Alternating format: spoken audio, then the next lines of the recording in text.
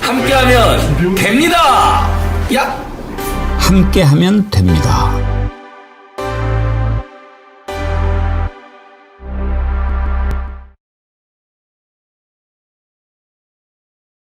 윤석열이 드디어 입을 열었는데요. 6차 공판까지 입 다물고 있던 윤석열이가 7차 공판 때 국민 앞에서 처음으로 내뱉은 말 들으셨죠? 지지자들 보기에 좀 기자한테 비켜달라고. 어쩌면 그렇게 천박할 수가 있습니까? 이런 자가 이 나라의 대통령이었다는 걸 생각하면 정말 역겹고 아주 토가 나올 그런 지경이었습니다. 법정에서도 윤석열 태도가 달라졌다고 하는데요. 검찰을 향해서 그렇게도 자신 없으면 뭐 어쩌고 이렇게 공격을 했다는 거 아닙니까? 그런데 누가 윤석열을 이렇게 만들었습니까? 바로 직위원 심우정 아닙니까?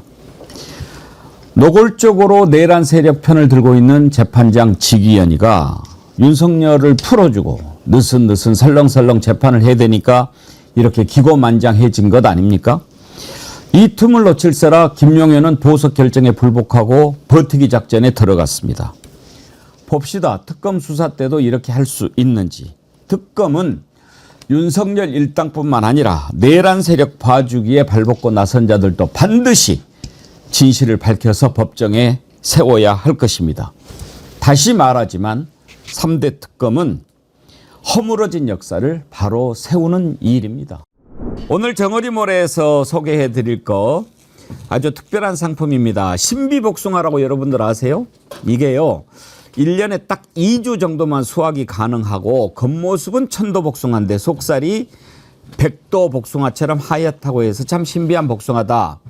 근데 이 신비복숭아 정말 향긋하고 맛있어요. 어제 제가 이걸 먹어봤는데 하나 딱 먹어봤는데 너무 맛있어가지고 4개나 먹었다는 거 아닙니까? 이게 2kg 한 박스에 16개에서 25과 정도 딱 먹기 좋은 크기로 들어있는데 25,900원에 무료 배송으로 보내드린다고 하니까요. 이번에 맛있게 드시기 바랍니다. 이게 기간이 많지 않으니까요. 이번에 신비복숭아 구매하시는 분들한테 이제 우리가 다시 이채양명주 시작하는데 이채양명주 파란 리본 함께 보내드리도록 하겠습니다. 다시 우리가 기억하고 심판해야 하지 않겠습니까? 그 의미를 되새기기 위해서 하니까요. 지난번에 홍게 여러분이 많이 사 드셨는데 홍게 드시고 디저트로 신비복숭아 드시면 딱 좋을 것 같습니다. 그리고 어제 홍게 소개드렸는데 풍랑주의보 내려지고 또 주문이 너무 많아가지고 배송이 조금 늦어질 것 같다는 거 양해해 주시기 바랍니다. 어제 윤석열이 7차 공판 때 기자 질문에 답하는 내용 한번 들어보시죠.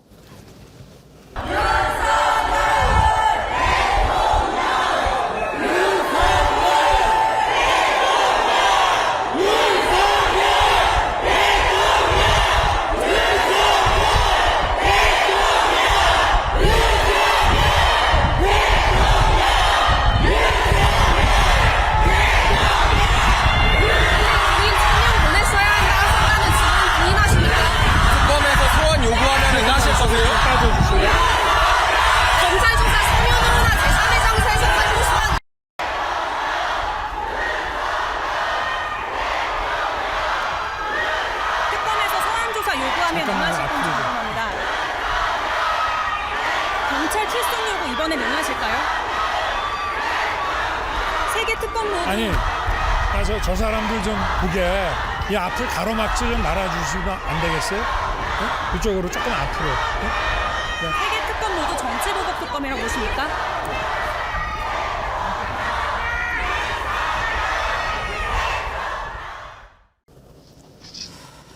정말 가까이 있으면 저 주둥아리를 좀 쳐버리고 싶은 그런 생각 들지 않으십니까? 아니 김진애 의원님. 그러면 저자는 재판을 지금 지지자들 뭐 이거 받으려고 나오는 겁니까? 그렇죠. 길을 받으러 나오는 거죠. 어떻게 그럴 수가 있습니까? 지금 저 기자는 이렇게 기자단 중에서 선정을 해가지고 이제 대표로 질문을 그렇습니다. 하는 거거든요. 네. 그러면 국민을 대신해서 지금 물어보는 건데 비켜봐라고 저 사람들 보게 이러고 있습니다. 아니 근데 저는 어저께 저 장면이 사람들이 이 사람이 너무 무도하다. 그리고 예의도 없다. 국민에 대한 예의도 없다. 이렇게 얘기하는데 저는 쫄려서 그러는 거로 봤어요. 사실은. 그러니까 어저께 지금 이제 특검이 지금 다가오고 있잖아요. 그리고 세 번째까지 소환 조사를 거부하지 않았습니까? 그러니까 이제 체포영장이 나오는 거는 금방 나오리라는 건 뻔한 일이고, 그러니까 지금 이제 그야말로 목에 칼이 들어온다고 본인이 생각하고 있는 거라서, 그래서 어저께는 조금 이따 나오겠습니다만 법정 안에서의 그 항의 발언이라든가 어저께 그 항의 발언 때문에 본인도 좀 업돼 있었던 것 같아요. 그래서 이제 어저께 하는 게 많이 거스린 거죠. 그래서 저는 쫄리는 모습으로 봤습니다.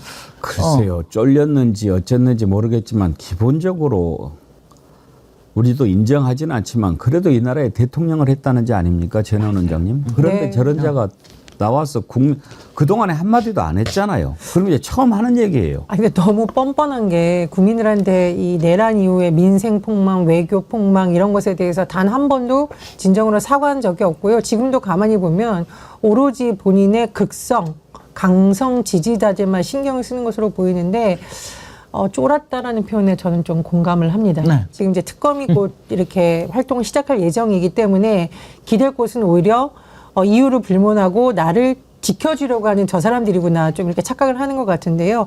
우리가 윤석열을 말할 때 궁예 많이 얘기하잖아요. 관심법. 그래서 일단 두 가지 관심병에 걸렸다고 보는데 첫 번째는 내가 모든 사람들의 마음을 다 뚫어보고 있다. 판사도 검사도 내 앞에서는 어쩔 수 없다라는 병 하나.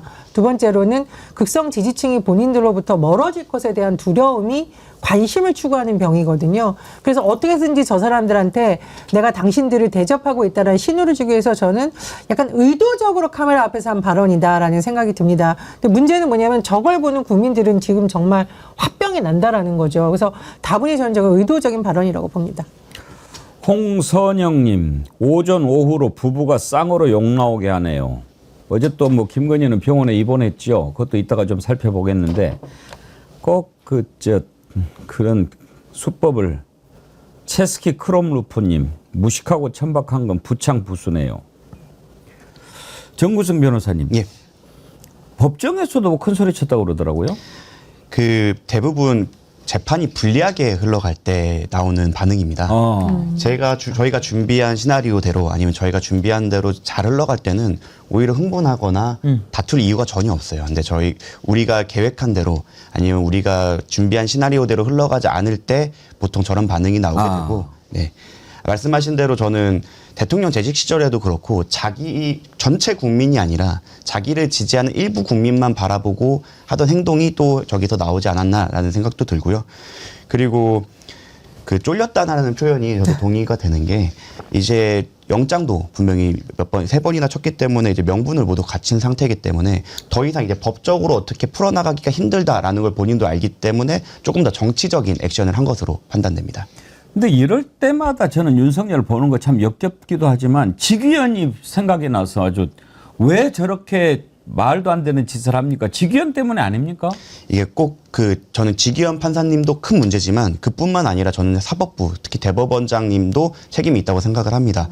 왜냐하면 그런 중차대한 결정을 할 때 재판장 혼자서 결정했을 리는 전혀 없거든요. 특히 그 상황이 제가 알기로는 좌배석 우배석이 교체되던 시기에 진행이 됐다고 하는 걸 보면 분명히 이거는 사법부 고위 결정권자와 소통이 있었다고 봅니다. 그래서 직위원 판사님께서 대표적으로 비판을 받아 마땅하지만 이거는 사법부 전체가 책임을 져야 되는 일이라고 생각합니다. 한 가지만 그러면 더 여쭤보겠습니다. 이제 3대 특검이 가동되지 않습니까? 그중에서 내란 특검이 될지 어떤 건지는 모르겠지만 내란 특검에 포함이 된다면 수사를 하다가 이게 조희대 직위원 한덕수까지 짜고 뭔가를 하려고 했다라고 하는 게 밝혀질 수도 있을까요? 심지어 내란 당일날 대법원으로 요청을 했던 것이 밝혀졌던 것도 있는 걸로 알고 있습니다. 왜냐면 이제 내란이 성공했을 경우에 비상계엄이 될 경우에는 그 재판 자체를 군정이 하기 때문에 그런 거를 조율하기 위해서라고 그쪽에선 변명을 했지만 수사를 진행하다 보면 다른 결과가 나올 수도 있을 것 같고 그게 밝혀진다고 하면 특검 쪽에서 이제 직위원 재판부든 아니면 다른 사법부에 대한 문제를 삼으면서 기피 신청을 할 수도 있는 것이라고 생각합니다. 예. 지금 뭐 아직도 윤석열 대통령 외치는 지지자들이 법원에 몰려들고 있기는 합니다만 한 줌도 안 되죠. 그런데 저 사람들이 지금 자기가 기댈 수 있는 마지막 보루라고 생각하는 걸까요? 아니 어떻게 기자가 질문하는데 비켜봐요. 저 사람들 좀 보게. 대통령을 했다는 놈이 그런 말을 할 수 있습니까? 그러니까 김진애 의원님 이자는 내가 뭐를 했는가 또 뭐 이런 것도 인식이 없는 것 같아요. 그러니까 근본적으로 사람이 공적인 사람이 아니에요. 전혀 없죠. 그러니까 전혀. 그러니까 지금 이 위치가 시간적으로 공간적으로 무슨 상황이라고 하는 거에 대한 인식이 전혀 없어요. 그리고 그 지점에서 내가 어떤 역할을 보여줘야 된다라고 하는 게 없고 저는 맨날 칭얼대는 어린이 아니면은 왜 그 엄마한테 엄마 나 좀 봐줘. 난 저런 이거 봐. 오고 내 새끼들 좀 보게. 이런 느낌이었어. 뭐냐 어저께는 이게 뭐냐면은 자기 지지자들에 대한 일종의 구애 행위예요. 제가 그 얘기를 해야 그거 전달이 될 거 아니겠어요. 저 사람들한테. 그러면 저 사람들이 우리 대통령님이 우리를 보고 싶어 하신다. 이거에서 자기 자신을 어떻게 하면 자기가 보호받을까? 어떻게 하면은 저는 이런 생각까지 들었는데 그 예전에 이런 심리예요. 예전에 아버지한테 맞을 때 아버지 폭력적인 아버지한테 맞을 때 그 자리를 피하기 위해서 온갖 짓을 다 하거든요. 잘못했어요도 할 수도 있고 뭐 잘못했으면 안 했다고 그러는데 뭐 다른 거로 이렇게 둘러대잖아요. 이렇게 하면서 나 좀 봐주세요. 이렇게 하는 거잖아요. 그러니까 그런 저는 심리라고 생각해요. 어쨌든지 간에 나를 좀 봐주세요. 라고 하는 그러니까 굉장히 이상한 사람이에요. 정말 그러니까 이상한 사람이에요. 일단 어린애야. 기본적으로 인품, 인격 이런 게 완전 꽝인 놈이에요. 글쎄요. 아니 그래도 대통령을 지냈잖아요. 그리고 이제 뭐 곧 감옥에 가겠지만 그래도 내가 이 나라의 대통령이었다라고 하면 집에 밖을 나갈 때 의관 정제까지는 아니더라도 맞습니다. 기본적인 것은 갖춰야죠. 아니 반바지 입고 이렇게 돌아다니는 거는 자기 집에서야 그렇게 뭐 한들 누가 뭐라고 하겠습니까? 그런데 그 아크로비스타에 있는 사람들 다 보면은 저 사람이 대통령이었다는 거 다 알고 그러는데 한번 그 사진 한번 띄워봐 주시겠어요? 저걸 입고 돌아다녀요. 저게 지금 집안에서도 점잖으신 분들은 잘 안 입어요. 그런데 저렇게 입고 돌아다니고 아주 활보를 하고 또 몇몇 포착된 거 보십시오. 에라이 참. 남들은 반팔 입고 다니는데 패딩 입고 다니고 저 개 끌고 다니면서 막 좀 보면은 좀 모질이도 아주 상모질이에요. 전혀는 양전. 근데 윤석열, 김건희는 그 최소한의 국민들에 대한 예의라든가 주변에 대한 예의가 전혀 없는 것으로 보입니다.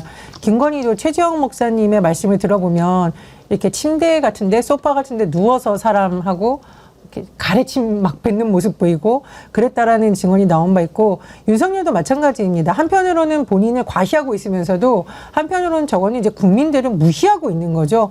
본인들이 여전히 왕이고 왕비다 이런 생각을 가지고 있는 것으로 보이는데 참 국민들이 씁쓸하고요. 예전에 한 연예인이 그런 말을 한 적이 있거든요. 본인이 나갈 때 항상 본인의 팬클럽이 과거에는 집 앞에 와 있었잖아요. 그래서 그냥 있는 그대로의 모습을 보여줘도 사람들 말하지만 나를 찾아온 팬들에게 좋은 모습을 보여주고 싶어서 의관을 정지하고 나간다 이런 생각을 이제 말을 한 적이 있거든요. 그래서 제가 보기에는 윤석열, 김건희가 가장 기본적으로 사실은 대통령과 그 대통령 배우자로서라는 자격을 근본적으로 사실 없는 사람인 거고 지금도 물론 없지만 지금은 여전히 국민들을 좀 깔보고 있다? 저는 이런 기분이 들어서 저걸 볼 때마다 이제 화병이 치민다 여전히 그런 생각이 들고요.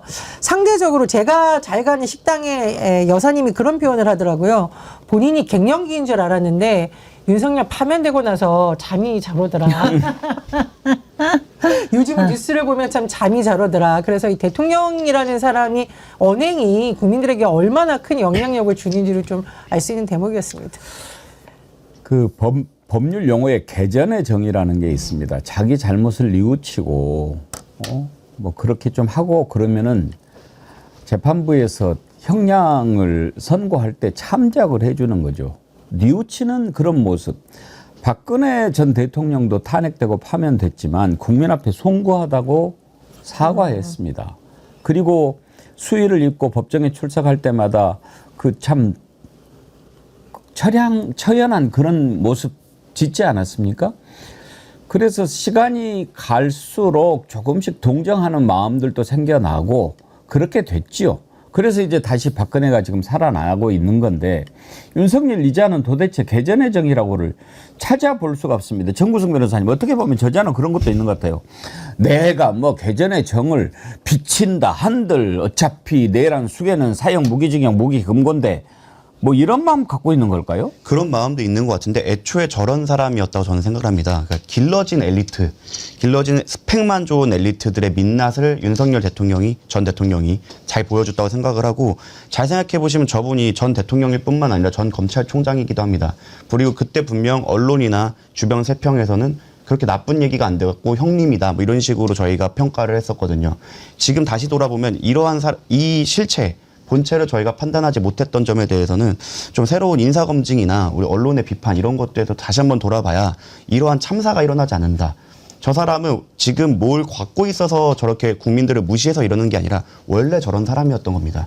그거를 우리가 알아보지 못했던 거는 이제는 좀 관점을 바꾸든 아니면 방법을 바꿔서라도 저런 사람이 다시는 공적 영역에 나오지 않도록 하는 것이 더 중요하다고 생각을 합니다. 체스님께서요. 앵커님 부탁드립니다. 패널님들도요. 윤석열이나 김건희 대통령 여사 말 좀 빼주세요. 간곡히 청합니다. 그러셨는데 예, 저는 뭐 그렇게 하겠습니다만 패널들한테는요. 뭐 또 그냥 패널들 판단에 맡겨주세요. 그리고요. 저도 지금 직위원이 이런 자 판사 붙이기 싫어요. 인정 안 하는데 참고로 근데 정구승 변호사님은 변호사잖아요. 판사한테 직위원이가 막 이러면은 찍힐 수도 있어요. 그러니까 그런 호칭 쓰는 거 패널들은 편하게 쓰시라고 예 존중해 줍시다. 저도 지금 뭐 먹고 살아야 됩니다. 아이, 그런데 아까 어떤 분이 부창부수 얘기하셨는데 윤석열 저런 자가 저렇게 하고 다니는데 또 김건희가 어제 입원을 했어요. 뭐 지병이고 뭐 또 막 지금도 이렇게 말도 안 되는 글을 막 써대는 매체들이 있기는 하는데 뭐 몸무게가 40kg 밑으로 내려갔다는 둥 뭐 그런저런 얘기를 하는데 김진애 의원님 저는 딱 그거 듣는 순간에 아 그런 거 따라서 하냐 보면은 옛날에 뭐 재벌 회장들 검찰 조사 받을 때 갑자기 휠체어 타고 마스크 쓰고 막 담요 덮고 이렇게 나오고 그러지 않아요? 휠체어 타고 지금 휠체어 타고 나올 지금 예정입니다. 그렇죠? 지금 그러니까 지금 뭘 하면은 이제 영국 무대에서 히로인이 주연 배우가 이제 등장할 때가 됐거든요. 그러면 이제 미리 준비를 해야 됩니다. 무대 뒤에서부터 이제 휠체어도 준비를 해야 되고 휠체어 탈 때 어떤 옷을 입고 나가야 되냐, 어느 병원 가운을 입고 나가야 되느냐, 머리에다 뭘 둘러야 될까, 뭘 꽂아야 될까. 지금 저는 그 무대를 준비하고 있다고 생각을 해요. 근데 이게 저는 이게 참 저는 부부가 완전히 달라서 저는 궁합이 맞다고 생각을 하는 사람인데 정말 신기한 게 완전히 너무나 달라요. 그러니까 지금 그 윤석열 같은 경우에는 국민을 무시한다고 얘기를 하시는데 저는 그게 아니라 아나무인이라는 것도 뭐냐면 저 사람은 자기가 이렇게 뭔가를 갖춰야 될 우리가 왜 바깥에 보일 때는 왜 페르소나라고 그러잖아요. 예. 어떤 가면 그게 공적인 가면이라는 걸 굉장히 그런 걸 우리가 모든 사람에게 있는데 윤석열은 그거에 대한 의식 자체가 없는 사람이에요. 근데 김건희는 맨날 가면을 쓰지 않고 나오면은 못 나옵니다. 그러니까 지금 그 가면을 준비하기 위해서 지금 하고 있는 겁니다. 저는 그렇게 봅니다. 그 정우석 변호사님 이제 말하자면 김진애 의원님 말씀하신 대로 시나리오를 딱 짜고 그렇게 하고 있는 것 같은데 나 지금 몸이 너무 아파서 조사 못 받으러 가요. 이렇게 할 계획을 갖고 있는 것으로 보십니까? 네, 이거는 이전부터 이런 얘기가 계속 흘러나왔었죠. 이거는 철저하게 준비된 시나리오라고 생각이 드는데 만약 이런 게 먹힌다고 하면 저희 의뢰인분들 중에 체포된 분은 아무도 없겠죠. 그럼요. 예, 이거는 수사기관 입장에서는 수사기관의 정당한 요청에 수사 그 소환 요청에 정당한 사유 없이 불응할 사유에 해당한다고 판단됩니다. 실제로 기사에서도 위독하지 않다라는 멘트가 있더라고요. 그러면 그것만으로도 이게 뭐 정말 중병 때문에 못 나오는 피치 못할 사유가 아니다라는 게 충분히 입증된 거기 때문에 너무 김건희 씨가 수사와 재판을 정치적으로만 판단을 하는 것 같아요. 근데 법적으로 봤을 때는 이게 크게 유리할 리 없는 행동이고 오히려 자충수가 될 수 있다라고 생각을 합니다. 그렇죠. 지금 윤석열이 3차 소환에 지금 불응했잖아요.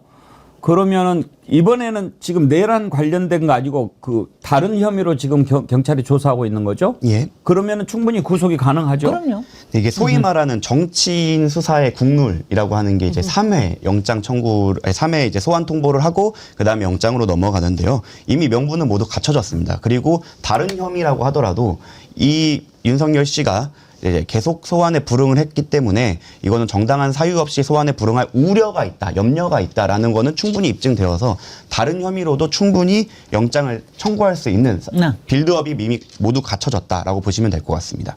하여튼 윤석열 구속 딱 시켜놓기 전에는 국민들 화가 가라앉을 수가 없습니다. 아니 우리가 지금 보고 싶은 게 있습니다. 예. 윤석열은 수의 입은 모습. 그렇죠. 그다음에 김건희는 화장 없는 얼굴. 이거 두 개를 보면 일단은 마음이 좀 가라앉을 것 같아. 그 다음에는 안 보고 싶어.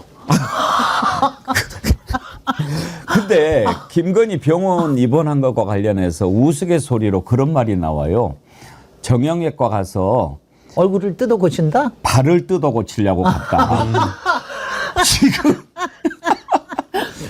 페이스리프트가 아니라 예. 푸트리프트가 예. 맞다. 지금 이제 신발이 지금 나왔지 않습니까? 샤넬백 그걸 바꿔가지고 신발하고 또 다른 백하고 이렇게 바꿨는데 신발에서 이제 딱 걸린 거죠. 235가 아니라 뭐 220으로 줄인다거나. 그러니까 이제 느리려나? 이 신발이 이렇게 이제 딱 나타났는데 그 전에는 가방을 가지고 뭐 내가 안 쓰고 누구 줬다 뭐 비서가 가져갔다 뭐 잃어버렸다 이렇게 말도 안 되는 소리를 했는데 가방이 뭐 압수수색 제대로 하지도 않았겠죠. 근데 가방을 못 찾았어요. 없잖아. 그런데 그래. 근데 가방은 누구나 들 수 있으니까. 근데 신발이 딱 보니까 김건희 너 신발 몇이야? 딱 보면은 맞잖아요. 비서 너 몇이야? 안 맞아. 그러면 김건희네. 그래서 지금 신데렐라 얘기가 막 나오는데 딱 걸렸거든. 그래서 발을 줄이거나 키우려고 입원한 거 아닌가 그런 말이 지금 나옵니다. 그 신데렐라에서 그 언니들이 했던 게 그겁니다. 하나는 발 맞추려고. 하나는 키우고. 설마.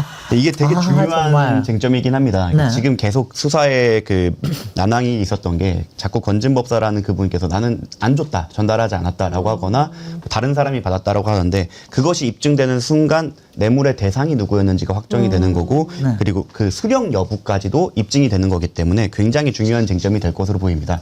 그래서 그쪽 입장에서는 이게 밝혀진다고 하면 굉장히 치명적일 거다라고 생각이 듭니다. 네, 제가 이제 이 시점을 제가 봤는데 샤넬백 2개가 건네진 시점을 검찰이 지금 의심하는 게 2022년 4월에 800만 원 정도의 샤넬백 그리고 석 달 뒤에 1,200만 원이 넘는 샤넬백이 건네졌다. 제가 왜 이 시점을 직전 봤었냐면요. 취임식 직전하고 취임한 이후 요때가 대통령실의 권한이 가장 셀 때예요.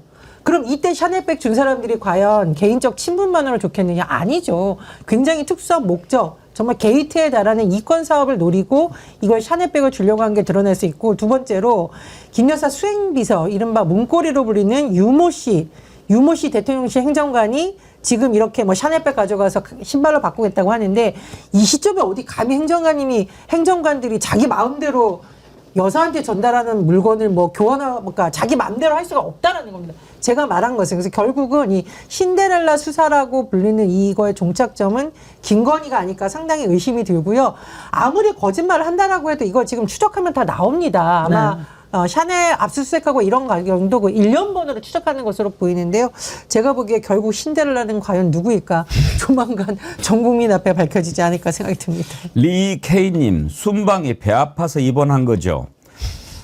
그랬을 수도 있어요. 제가 어제 그런 생각이 들었어요. 김건희 입원했다고 그래서 야 건희야 순방 가자 그러면 금방 살아날 거라고 그런 얘기도 했는데 추억의 메텔 박경은 님이요. 요즘 병원은 입원 오래 못하잖아요. 김건희 변호인 무식한 겁니다. 수도권 종합병원은 암 수술도 7일 이내일 텐데 허위 진단서 받기도 힘들 테고 특검 시작하려면 아직 멀었는데 너무 빨리 병원에 갔다고 하시더군요. 그렇죠. 요즘 병원에 들어간다고 오랫동안 입원 못해요. 아니 저도 조금 빠르다고 생각했어요. 네. 지금 소환 거부한 게 첫 번째 한 번 하지 않았어요? 2번 했습니까? 네, 몇 차례 한 걸로 알고 몇 차례 있습니다. 했으니까 네. 그러면은 본인으로서는 이제 때가 됐다고 생각할지도 모르겠네. 아니 무대에서 뒤에서 준비하려면 준비를 오래 해야 되니까. 네, 특검 출범 전에 다른 수사기관에서 공적을 미리 쌓기 위해 영장을 칠 수도 있기 때문에 그걸 대비하는 차원으로 지금 들어갔을 가능성도 충분히 있습니다. 예. 지금 박수찬 장도리 만평 한번 볼까요? 재미있게 오늘 박순찬 하백이 그림을 그렸던데 지지자들 좀 보게 비켜. 그렇게 안 되겠어요. 그러니까 얼굴 찌그러진 이 여인은 뒤에 순방하는 모습 좀 가려주시면 안 되겠어요. 보고 있으니까 힘들겠죠. 근데 박순찬 하백이 저런 디테일이 대단해요. 얼굴 그려놓은 거 보세요. 지금 그런 것 때문에 들어갔을 거라고 생각하는 분이 제일 많아요. 리리토님, 인생 처음으로 보톡스 못 맞잖아. 핑계로 병원 입원 얼굴 얼마나 찌그러졌을까. 이런 얘기하는 분도 많아요. 하여튼 그 조사하면 김건희 특검 가운데 그 병원에서 뭐 했던 부분 이런 부분들 드러날 것도 꽤 많이 있을 거고 전현 원장님 마약 얘기도 많이 나오지 않나요? 굉장히 의심스러운 부분이고 왜 이렇게 해외 순방 중에 좀 비정상적으로 조는 듯한 모습을 보이느냐. 그리고 왜 보통 이제 해외 순방 갈 때 주치의들이 따라간다고 하더라도 왜 굳이 성형외과 의사를 데려갔냐. 이게 성형인가 아니면 말씀하신 것처럼 다른 부분과 뭔가 연관있는 것인가라는 의혹이 계속 제고 있기 때문에 특검 수사 과정에서 이런 의혹도 좀 밝혀질 거라고 생각을 하고요. 저는 추가로 이 김건희 씨가 뭐 아프면 병원에 입원할 수도 있죠. 그런데 사실 국민들이 여기에 대해서 시선이 곱지 않은 이유는 불리한 국명마다 너무 피해자 코스프레를 하고 있기 때문입니다. 과거에도 뭐 학력 의혹이라던가 여러 가지 문제가 제기됐을 때 굉장히 불쌍한 표정으로 기자회견 하면서 느닷없이 본인이 아이를 못 낳아, 뭐 남편한테 미안하다가 전혀 본질과 상관없는 문제로. 그러니까 이제 여성성을 너무 이런 데만 이용 같아서 저는 사실 그때도 굉장히 비판한 적이 있었고, 이번 같은 경우에도 사실 명태균 게이트 관련해서도 출석받으라고, 그러니까 출석해서 조사받으라고 통보했을 때 계속 안 했었잖아요. 안 하다가 갑자기 지금 아프다고 특검 활동 시기 앞두고 이렇게 병원에 입원하다 보니까 국민들의 입장에서는 이게 굉장히 피해자 코스프레 그만했으면 좋겠다라는 비판이 나오고 있는 거고, 이게 정말로 말 그대로 신데렐라 수사를 피하기 위한 것인지 아니면 또 다른 어떤 의혹을 감추기 위한 것인지, 오히려 저는 국민들한테 의혹을 증폭시키고 국민들로 하여금 오히려 분노 여론을 조장하는 이런 표현이 좀 적절하지 모르겠습니다. 굉장히 저는 오히려 어리석은 전략이다, 좀 이런 생각이 듭니다. 지금 김건희 성형은 팩트죠. 그럼요. 뭐 아니, 근데 저는 정말 어저께 좀 이상하게 생각한 게, 우리 병원에 들어가면 입원하면 화장 못하지 않아요? 그렇죠. 못하게 하는데, 어머, 웬일이야? 화장을 못하게 하는데 제 발로 들어갔네?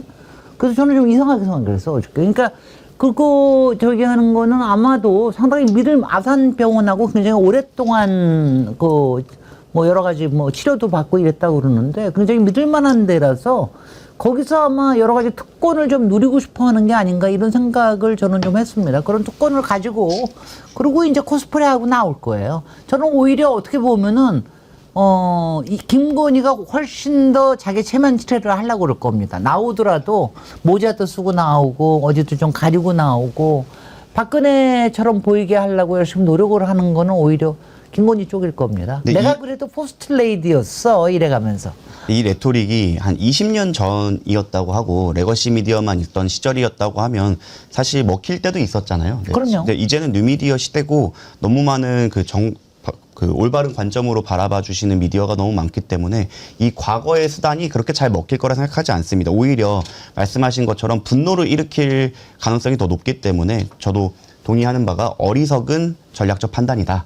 오히려 여기에 대해서는 겸허하게 자백을 하거나 인정하는 모습이 낫지, 이렇게 좀 과거의 그 전략을 답습해갖고 그 환자 코스프레를 하는 것은 그 본인에게도 유리하지 않을 것이라고 생각됩니다. 예.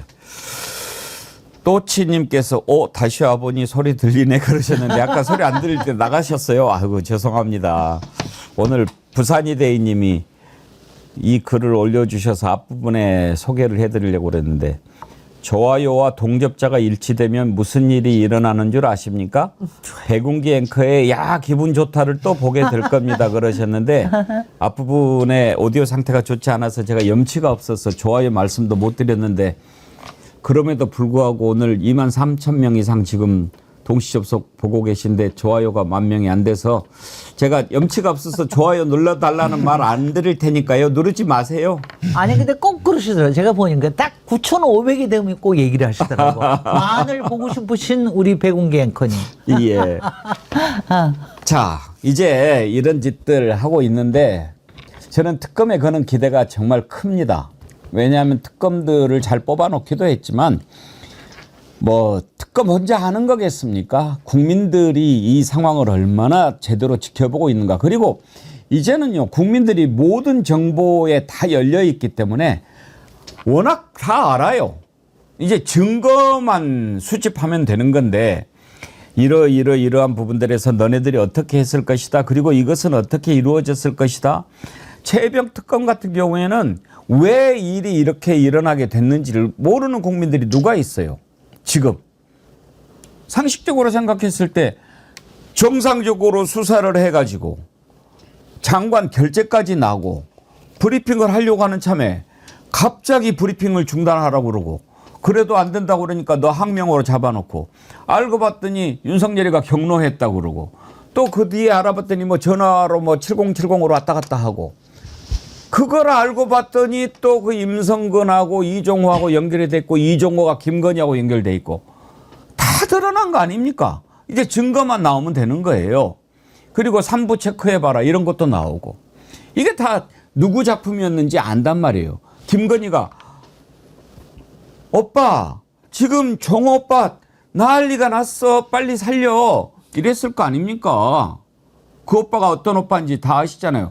그러니까 야 어저거 했지 않겠어요? 그러면은 그냥 솔직히 봐달라고 이야기하지 정상적으로 수사한 사람을 갖다가 잡아 넣으려고 해? 이건 아주 악질도 이런 악질이 이건 정말 나쁜 놈이죠. 그 말이 안 되는 짓을 했잖아요. 대통령이라고 막 하는 겁니까? 이런 짓을 밥 먹듯이 옛날에 했던 놈이니까 그렇게 하는 거예요. 나 참 대선 끝나고 웬만하면 욕 안 하려고 그랬는데 또 이것이 다시 또 떠오르니까 그게 지금 다 드러났잖아요. 이제 증거만 나오면 되는 거 아닙니까? 정구승 변호사님. 증거도 사실은 꽤나 차고 넘치는 상황입니다. 이 외압의 실체가 사실 재판에서 조금 더 구체적으로 드러난 게 있는데요. 일례로 그 02-800-7070의 전화를 받고 이종섭 장관이 그 명령한 것 중에 좀 눈여겨봐야 될 것이 임성근 사단장에 대한 그 출근 명령입니다. 사실 국방부 장관이 사단장이 출근했는지 출근 처리를 해라. 그리고 결근했던 거에 대해서는 휴가 처리를 해라. 이런 걸 디테일하게 지시할 이유가 전혀 없거든요. 그러니까 말씀하신 대로 구명에 대한 얘기가 들어갔고 거기에 대한 오더가 내려왔기 때문에 국방부 장관이 1번 브리핑을 보류하라. 그리고 그 다음에 임성근 사단장에 대해서는 그 출근하지 않은 건 휴가 처리하고 정산 출근시켜라.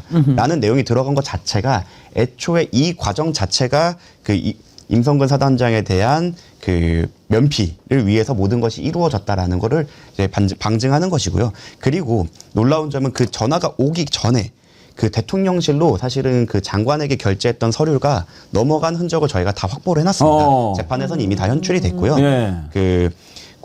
군에 있던 어떤 장성분께서 이제 그 자료를 달라라고 했을 때 박정훈 대령께서는 그건 아니다. 이건 장관 결제 사안이고 본인이랑 이렇게 연관될 수 없다라고 했는데 이제 다방면으로 압박을 해서 그것이 용산 대통령실로 그 보고서가 흘러간 흔적도 저희가 확인을 했고 심지어 그 보고서를 요구하면서 이거 밖에 알리지 마. 라고 한 것까지 저희가 다 확보를 해서 재판에는 현출을 했습니다. 그랬기 때문에 무죄가 나온 거예요. 그래서 아직 국민들께는 다 공개가 되지 않았지만 충분히 특히 최상병 관련해서 수사 외압 관련해서는 꽤나 많은 증거가 수집되어 있고 지금만으로도 꽤 많이 진척이 돼 있기 때문에 이제 남은 건 말씀하신 대로 3부와의 관계, 그 로비 그 과정 이런 것만 밝혀지면 되기 때문에 아마 3특검 중에서는 가장 빠르게 그 진실이 밝혀지지 않을까 생각하고 있습니다. 저 궁금한 거 하나만 줘봐요. 저 그 8땡땡 네. 번호 있잖아요. 네. 전화번호. 예. 그거는 어느 때쯤 밝혀질 수가 있습니까? 제가 사실 요 최근에 뉴스가 한번 나오지 않았습니까? 제가 그 기자님이랑도 한번 통화를 해봤었는데 그게 그 대통령 어느 고정된 물리적 장소에서 사용한다고 그 번호가 나오는 건 아니고 대통령 관련해서 사용할 경우에는 나온다고 하더라고요. 그래서 꼭 이게 윤석열 본인이 아닐 수도 있다. 라고 나와 있는데 저희가 밝힐 수 있는 건 딱 거기까지입니다. 왜냐하면 사실 김규현 변호사가 공익제보를 하게 된 경위도 저희가 급하게 막 계속 언론에 나왔던 이유도 그 통화 시간이나 목록은 그 보존 기간이 보통 1년입니다. 네, 그게 좀 없어졌을 가능성이 없어졌을 높네요. 가능성이 높아서 그거에 대해서는 이제 수사를 진행해 가면서 진술을 확보하거나 관계자들에 대한 수사를 진행해서 그렇게 밝혀내야 될 것 같고 사실 저희는 이제 자료를 보면서 어느 정도 추론한 부분은 있습니다. 왜냐하면 통화 목록을 저희는 갖고 있기 때문에 누구와 통화했는지를 알고 있거든요. 근데 당시 이제 대통령의 일정은 어느 정도 또 나와 있다 보니까 그거랑 겹쳐봤을 때 이게 윤석열 본인인지 아니면 윤석열 본인의 전화번호를 사용할 수 있는 사람인지는 꽤나 추론이 가능한 상황입니다. 이거는 특검이 어렵지 않게 밝혀낼 거라고 생각합니다.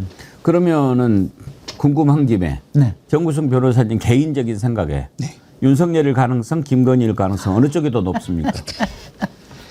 이거는 사실 청문회 때 많은 힌트가 나왔다고 생각합니다. 이종섭 장관에게 정청래 법사위원장님이 물으셨죠. 남자입니까 여자입니까?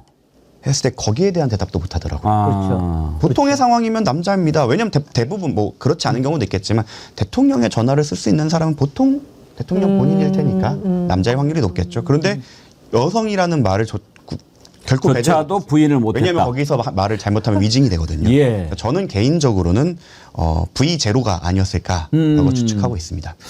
그래요. 많은 국민들이 지금 김건희였을 거다라고 생각하는 게요. 맞습니다. 지금 사실이 하나하나 드러나고 있어요. 김건희가 비화폰을 썼다는 거 아닙니까? 그렇죠. 그리고 그 비화폰 가지고 김주현 수석하고도 지금 통화한 내용이 밝혀지고 있죠.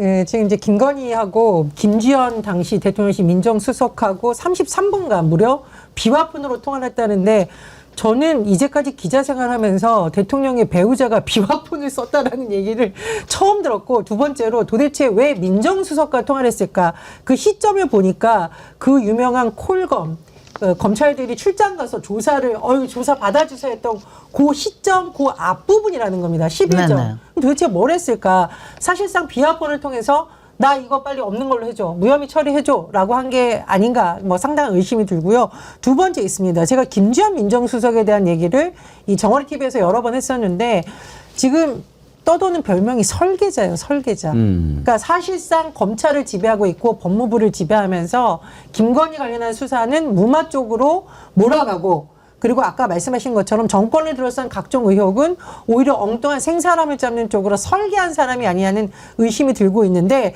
제가 보기에 이거 정말 수사 무마 의혹에 대한 특검도 사실상 진행이 되지 않겠나 이렇게 전망을 합니다. 김건희가 통화를 했을 때가 이제 수사 받기 전이잖아요. 수사를 받은 건지 불러서 저기를 했는지 뭐 콜검이라고 표현을 하셨는데 휴대폰도 다 압수하고 그러니까 민정수석하고 어떻게 하는 게 좋겠어요? 내가 가라고? 오라고 그래야지. 그리고 휴대폰 다 저기 하고 수석이 똑바로 못해요? 뭐 어쩜 저렇게 제가 생각한 그대로 얘기하시네. 그쵸?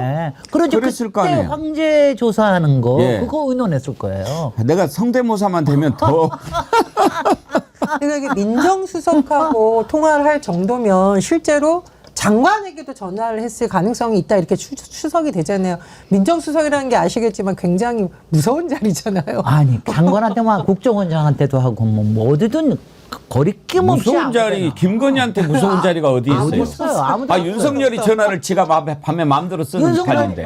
윤석열만 빼고는 다 전화해. 윤석열이는 김건희 전화를 못 봐요. 그건 상황가 확실히 있어. 제가 그런 처지가 아니다. 예. 라고 근데 본인 김건희는 자백을 윤석열 전화 마음대로 쓰는 거죠. 그럼요. 예.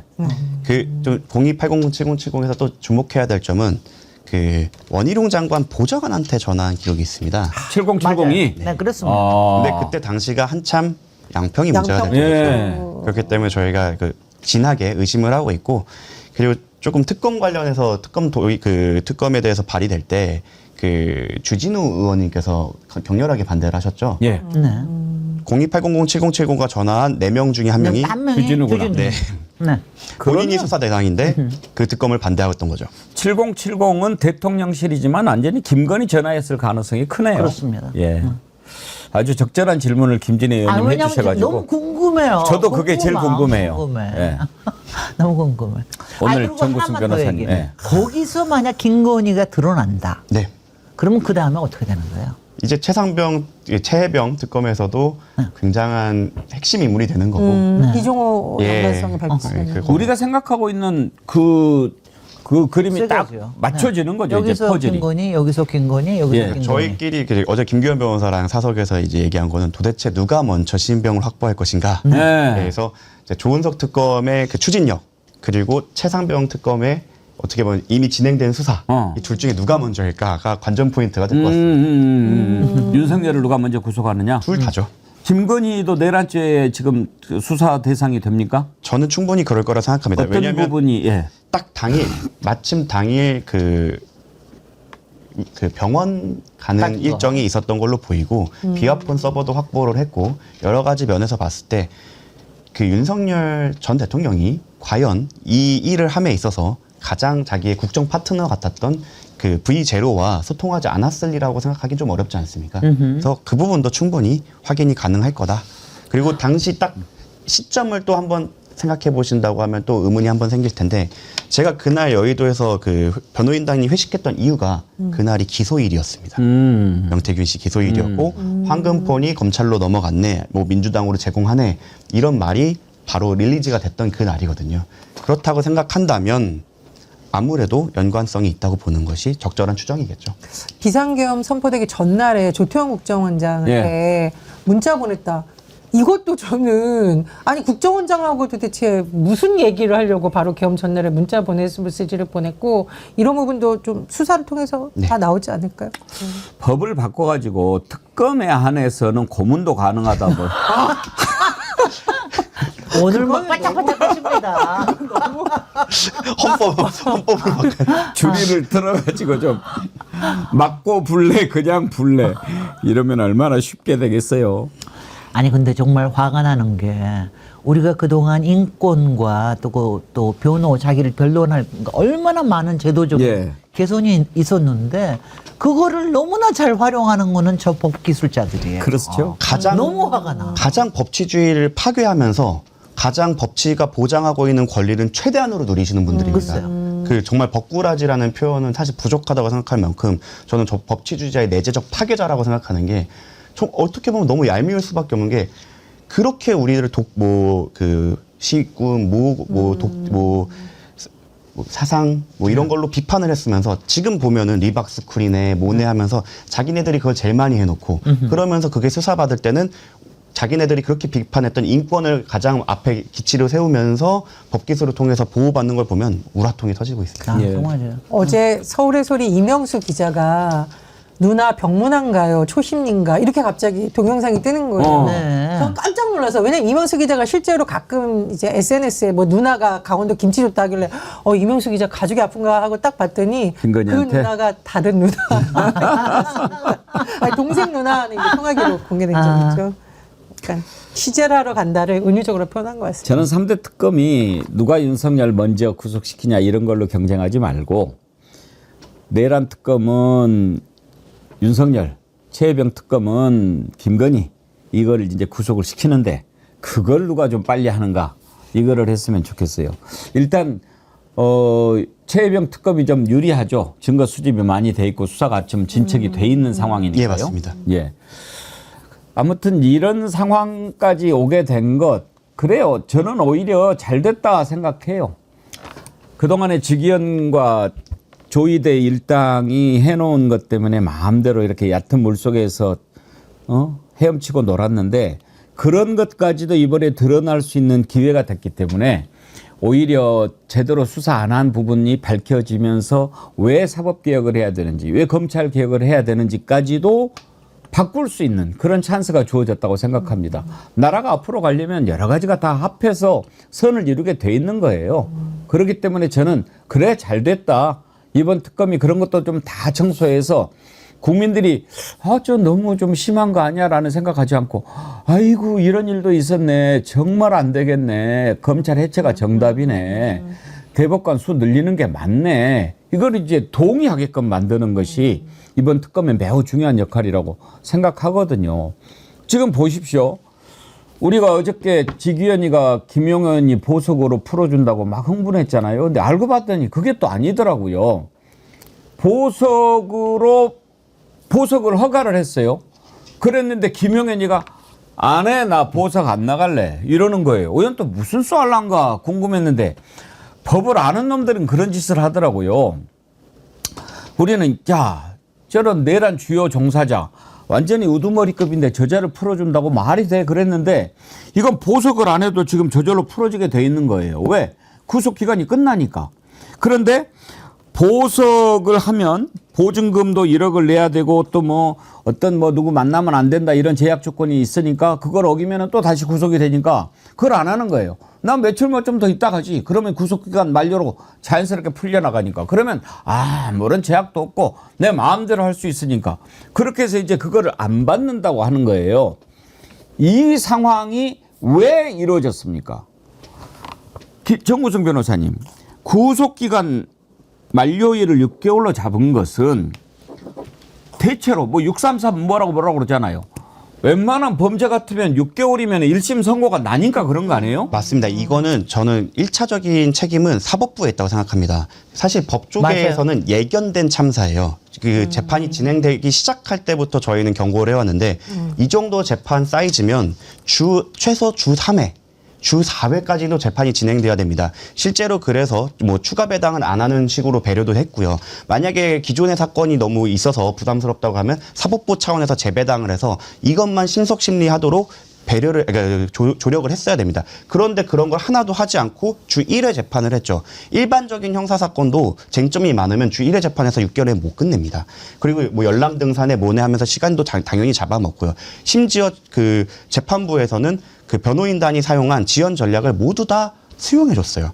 그렇기 때문에 일부에서는 검찰이 추가 수사해야 돼서 기소해야 되는지 않느냐 그것도 맞는 비판이지만 이것은 오로지 재판부와 사법부가 비판받아야 되는 사안입니다. 몇몇 사법부를 옹호하신 분들께서 아니 그러면 구속 만기로 그냥 풀어주면 아무런 조건 없이 풀어주는 거기 때문에 법원은 어쩔 수 없는 선택을 했다라고 옹호하시지만 그거는 선우가 잘못된 게 애초에 이 상황을 만든 것 자체가 직위원 재판부와 사법부입니다. 그렇죠. 최소 주 3회. 적어도 주 3회 아니면 많으면 주 5회까지도 재판을 해야 됩니다. 아니 정우성 변호사님 지금까지 재판부가 6개월 구속기간 만료 딱 돼가지고 아이고 이 안에 1심 선고를 못했으니까 가세요. 이거 풀어준 사례가 있어요? 없지는 않습니다, 사실. 있기는 있죠. 있기는 있고 저희가 자주 하는 조직범죄 사건 중에서도 있기는 있습니다. 그거 같은 경우는 치열하게 다투다 보니까 아니면 사건이 너무 많아서 일정이 밀려서 그러는 경우도 종종 있고 그런 경우에는 종종 일어나는 일입니다. 하지만 이 사건의 중요성은 일반적인 조직 사기 사건과는 차원이 다른 사건이고 그럼요. 그거를 사법부가 알고 있었기 때문에 추가 배당도 안 하고 만약에 재배당을 기존 사건들의 재배당을 요청했으면 그것도 들어줬어야 될 겁니다. 그런데 그런 조치를 하지 않고 주 1회 재판을 했다는 건 이거는 저는 사실 미필적 고의가 있었다라고 그렇죠. 봐야 된다고 생각합니다. 아니 지금 보세요. 내란을 저지른 놈들 하고 있는 거 보십시오. 윤석열이는 날짜 계산도 아니고 시간으로 따져가지고 풀어줘. 김용현이는 재판 대충 해다가 세월아 하다가 만료돼 버렸네? 풀어줘. 노상훈이 곧 나와. 지금요. 내란 핵심 피고인들 보십시오. 김용현이가 6월 27일 날 끝나요. 여인영 방첩사령관 7월 1일 날, 이진우 7월 1일, 박한수 7월 3일, 문상호 7월 6일, 노상원 7월 10일, 김봉식 7월 8일. 지금 7월 10일이면은요, 이 자들이 다 지금 나와서 활개를 치고 다닐 판입니다. 나와가지고 롯데리아에서 만나겠네. 네. 이제 롯데리아도 필요 없어요, 이제. 글쎄, 마음대로 이제 마음대로 아크로비스타 아크로비스타 광장에서 만나도 뭐라고 못해요. 글쎄요. 이런 상황을 누가 만들었냐고요. 근데 일단 재판부에 대해서도 굉장히 이제 변호사님께서 문제를 잘 지적을 해주셨고 사실 이제 심우정 검찰총장 체제하에서 검찰이 그럼 수사를 제대로 했느냐 그 부분도 계속 저희가 문제 제기를 하고 있는 거잖아요. 더군다나 지금 심우정하고 또 비합본 또 통화 수상 내역이 있기 때문에 빨리 사퇴를 하고 수사를 받아야 된다. 이거는 야당이 정치적으로 하고 있는 것이 아니라 분명히 근거가 있는 겁니다. 이런 검찰을 도대체 어떻게 믿고 아무리 특검 우리가 출범한다라고 하더라도 지금 저는 심우정 검찰총장 당장 사퇴를 해야 된다. 지금이라도 하루라도 시간을 아끼기 위해서 당장 사퇴를 해야 되고 수사를 받아야 된다고 저는 생각을 합니다. 네. 아니, 그러니까 지금 지나고 보면은 참 씁쓸한 게 저쪽에서 별의별 짓을 다 했어요. 그러니까 여러 가지를 자기는 내란을 틀어놓고 나서도 그 다음에 자기의 정권을 빼앗기지 않기 위해서 온갖 작전을 다 폈는데 유일하게 지연 작전은 다 성공했어. 맞습니다. 지원 작전, 그러니까 이 친구들이 어떻게 하든지 이재명 당시 후보의 재판이 나올 때까지 그때까지 뒤로 미루고 그래서 헌재의 재판을 되도록이면 뒤로 미루고 그다음에 모든 특검을 국회에서 막아가지고 되도록이면 뒤로 미루고 선거를 되도록이면 미뤄서 장미 대선으로 가서 6개월을 넘어가게 만들고 이거는 다 성공을 한 거예요. 그러니까 그래서 그런 점에서 보면은 여기에는 당연히 검찰과 그리고 그 법원의 역할이 가장 주요하게 작동을 했는데 지금도 특검은 출발을 했지만 아직도 이걸 속도전을 하기 위한 건 아직 조금 어렵단 말이죠. 네, 정말로 진짜 대한민국의 적, 공화국의 적이라고 생각되는 게 그 지연 전술로 인해서 벌어진 6개월 동안 대한민국의 경제, 사법 모든 것이 망가졌거든요. 거기에 대해서는 본인들이 책임을 지지 않고 자신들의 수사에서의 유리함, 그 정치적인 유리함, 그 알량한 유리함 때문에 거의 대한민국의 6개월을 5천만 곱하기 6개월을 날려먹은 셈입니다. 그치. 거기에 대해서는 정말로 면피할 수 없다고 보고 거기에 필적이나마 동조했던 사법부는 지금까지 저도 변호사다 보니까 사법부를 비판하는 거에 전 되게 조심스러웠고 정치인분들부터 시작해서 대부분의 그 귀결되는 말이 항상 그럼에도 불구하고 사법부의 판단은 존중한다였는데 이번의 경우에는 헌법 정신 자체를 흔드는 행위에 방조한 것이라고 저는 생각을 합니다. 맞습니다. 이 부분에 대해서는 달게 비판을 받아야 된다고 생각하고 그 쟁점 하나하나를 비틀어 갖고 이거를 옹호할 생각보다는 법원도 스스로 이 문제에 대한 문제 제기를 하고 여기에 대한 개혁안을 내지 않는다면 밖에서 개혁할 수밖에 없습니다. 저는 그 사법부에 대해서 변호사라서 그런지 모르겠지만 사법부에 대해서는 약간의 믿음이 아직 남아 있어서 검찰과 달리 한 조직이 아니기 때문에 거기 안에 있는 양심적인 판사님들께서 검찰과 우린 다르다. 우린 내부에서도 이렇게 바꿀 수 있다라는 걸 좀 보여주셨으면 합니다. 특검에도 우리가 기대를 걸어봅니다. 지금 실과 바늘림 지금 아산병원에서 난립니다. 일반 사람들은 몇 개월씩 기다려서 입원하는데 맞아요. 이런 특혜가 뭔 일이냐고. 그렇죠. 바다향기님 김건희 윤석열 신병 확보해서 마약 검사도 해야 합니다. 더운데 패딩 입고 다니는 윤석열 항상 눈이 풀려있는 김건희 그리고 마약 수사 다 이거 빼박입니다. 그 한번 해야 됩니다. 특검 지금 민중기 특검이죠. 김건희 특검이. 민중기 특검한테 기자들이 물어봤어요. 김건희 뭐 입원했는데 차질 없을까요? 민중기 특검 얘기 한번 들어보시죠. 김건희 여사가 이제 또 입원을 해서 대면 조사가 좀 어렵지 않겠냐 이런 우려도 있는데 이거에 대해서는 앞으로 좀 조사 방향이 좀 어떻게 이루어질지 여쭤보고 싶습니다. 어제 저녁 언론 보도를 접하고 알게 됐습니다. 어떻게 조사할지는 아직 구체적으로 정하지 않았고요. 특검보 임명이 되면은 차츰 논의해 보겠습니다. 뭐 특검보 이번에 추천 목록에 뭐 검찰통 출신 변호사들도 이렇게 있다고 얘기가 좀 알려졌는데 대통령실로부터 임명 시기와 관련돼서 좀 조율 중인 게 있으실까요 지금? 저희들은 좀 조속한 임명을 요청드렸습니다. 그런데 지금 현재 검증 등 여러 절차가 진행 중인 걸로 알고 있고요. 아마 조만간 가급적 빠른 시일 내에 임명이 될 것으로 기대하고 있습니다. 이 정도는. 사무실도 이제 좀 상황이 좀 어떠신지, 뭐 최종 후보 2군데 뭐 좀 남았다고 얘기가 나와서. 최종 2군데를 놓고 지금 뭐 협의랄까요? 그런 뭐 임대랄까 그런 절차가 진행 중이고 곧 아마 정해질 것 같습니다.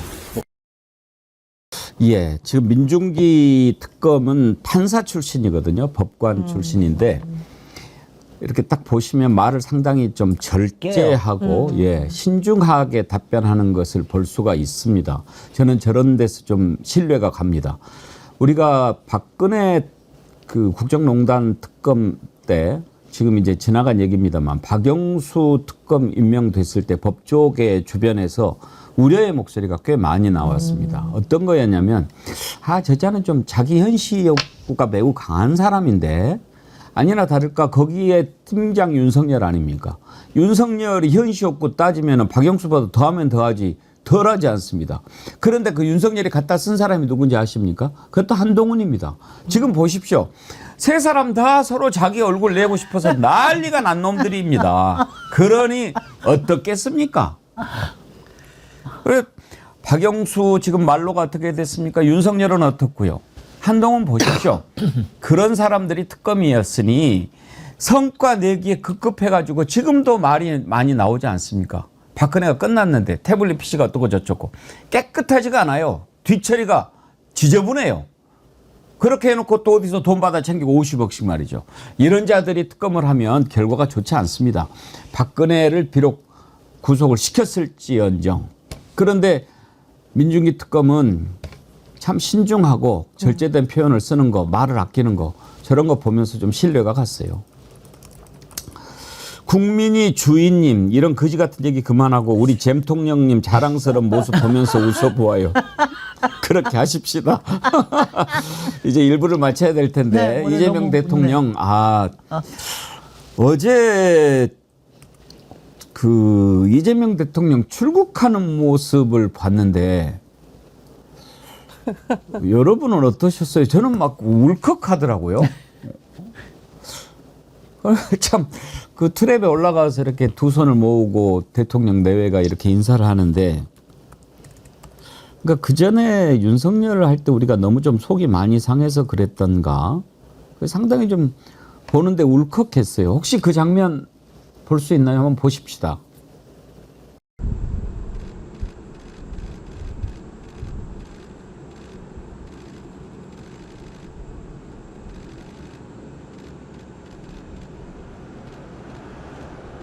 훨씬 좋지. 중간중간에 예. 멘트하면. 여기서 좀 네. 집중해야 될 사항은 강훈식 비서실장님의 표정이 지나치게 밝다. 지금까지 언론 노출 중 가장 밝은 표정이 아니었나. 근데요, 이 해외 순방이다 보니까 영부인을 주목하는 분들이 많았어요. 그러면서 목걸이도 없고 가방이 없네? 네. 그러더라고요. 그러니까 김건희가 해외 가서 몇 천만 원짜리 뭐 목걸이를 했다, 몇 천만 원짜리 브로치를 했다, 어떤 가방을 들었다 이런 것 때문에 사실 나라 망신 시켰다.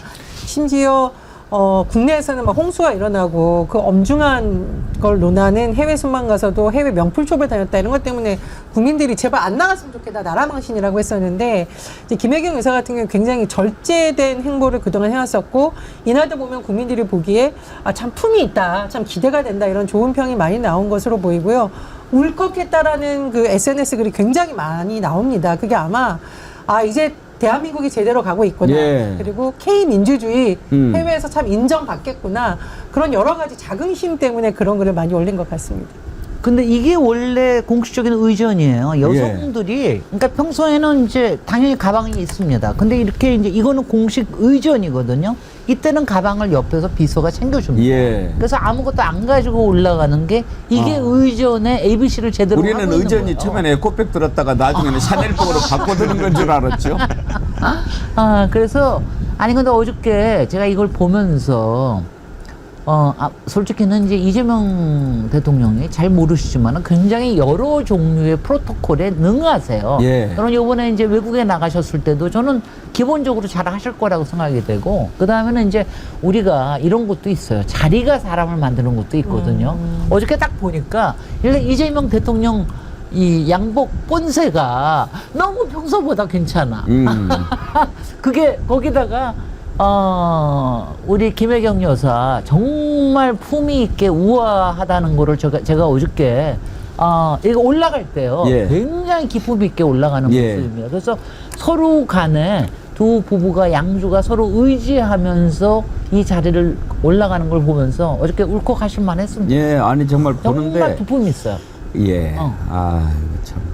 저는 깜짝 놀란 게 기내 기자간담회 내용이 예. 얼마 지나지 않아서 바로 공개가 됐습니다. 그러게요. 한자도 안 빼놓고. 그런 것도 굉장히 달라진 모습. 그것도 보여주려고 그러는데 그 전에 아까 우리 정구승 변호사님이 얘기하셨는데 강훈식 실장을 좀 주목해야 된다고 그러는데 천진호 의원이 일렀어요.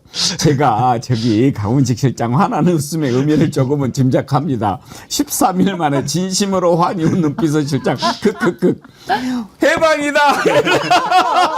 이제 호랑이가 나가고 나면 이제 여우가 내가 왕이다. 아니 왕을 떠나서 그 안에 제대로 잠도 못 자고. 아니 근데 보세요. 실제로 대통령이 비시고 나면은 비서실장이 그 역할을 해야 되거든요. 그렇죠. 그러니까 너무 신나는 거지. 아이고 그래도 대통령 저 없다고 마음 놓으면 안 돼. 왜냐면 더 고생해. 수시로 전화 와가지고 이제는 밤낮이 다르니까. 웃지 마.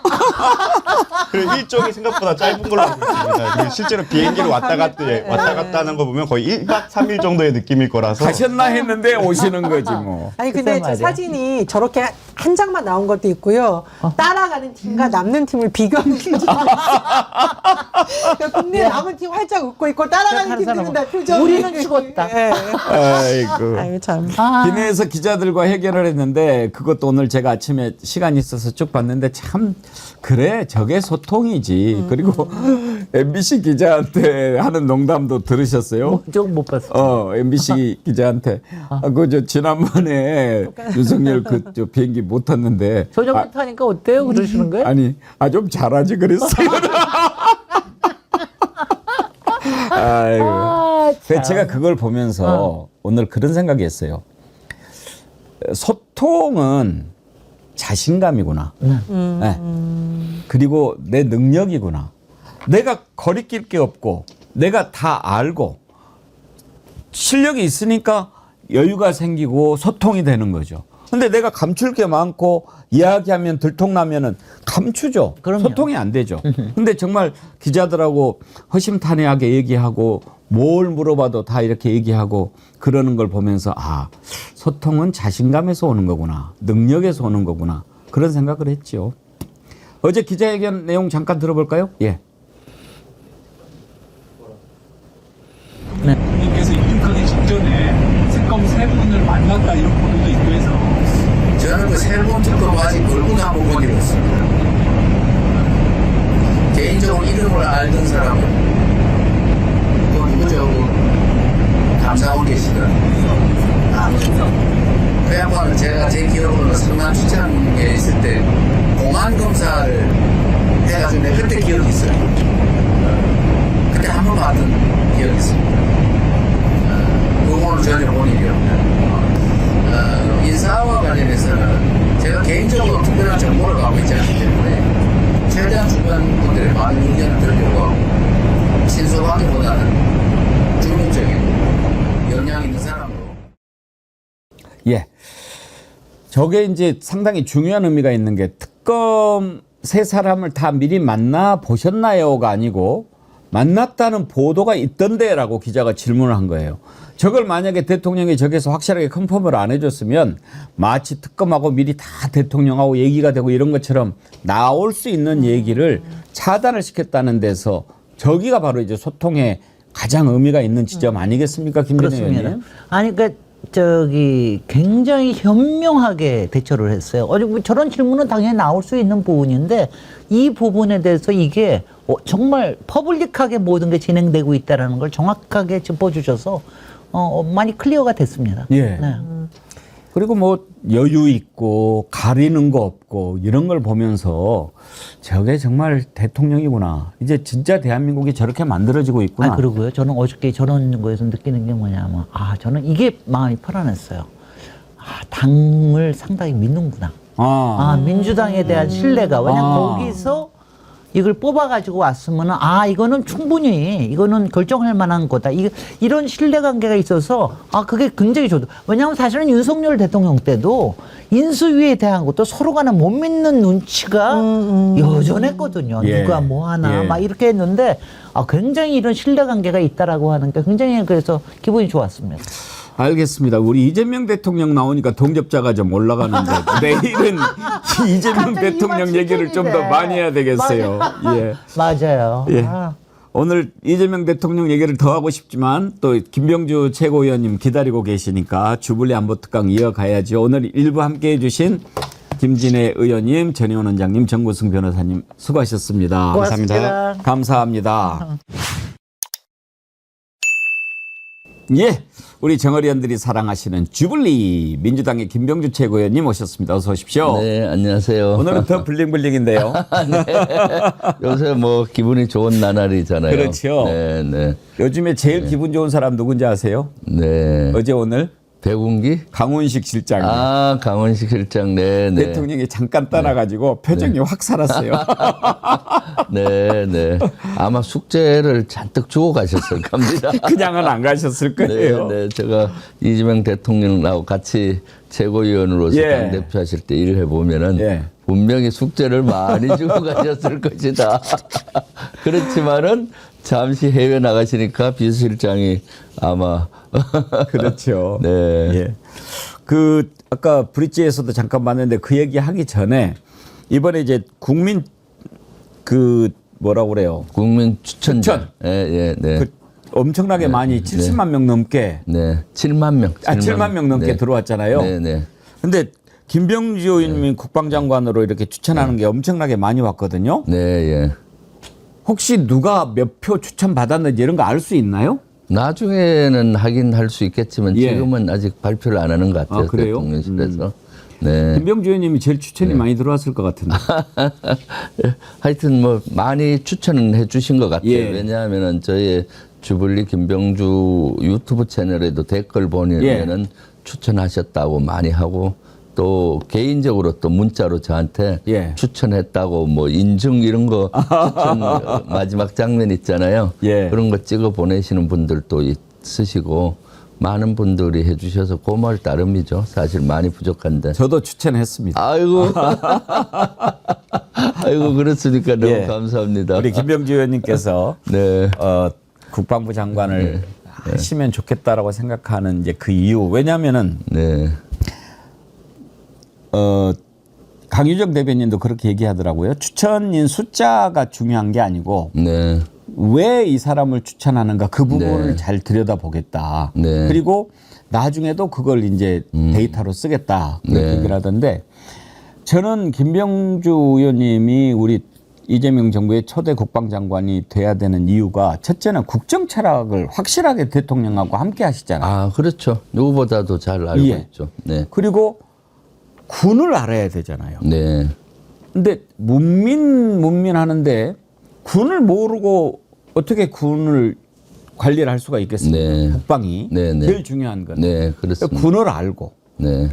그리고 문민이고 네. 이제 바로 또 그렇죠. 군에서 이렇게 한 것도 아니고 벌써 국회의원을 네. 2번이나 이렇게 하신 거 아니에요. 네. 그러니까 이제 문민이 됐고 그게 네. 원칙에도 맞고 네. 무엇보다도 지금 국방장관에 되는 사람이 제가 해야 될 일은 크게 두 가지라고 봅니다. 네. 첫째는 내란에 관련된 그렇죠. 이런 군 내부를 네. 제대로 정비해서 그야말로 국민의 군대로 거듭나는 것. 이게 네. 제일 큰 문제고. 그럼요. 네.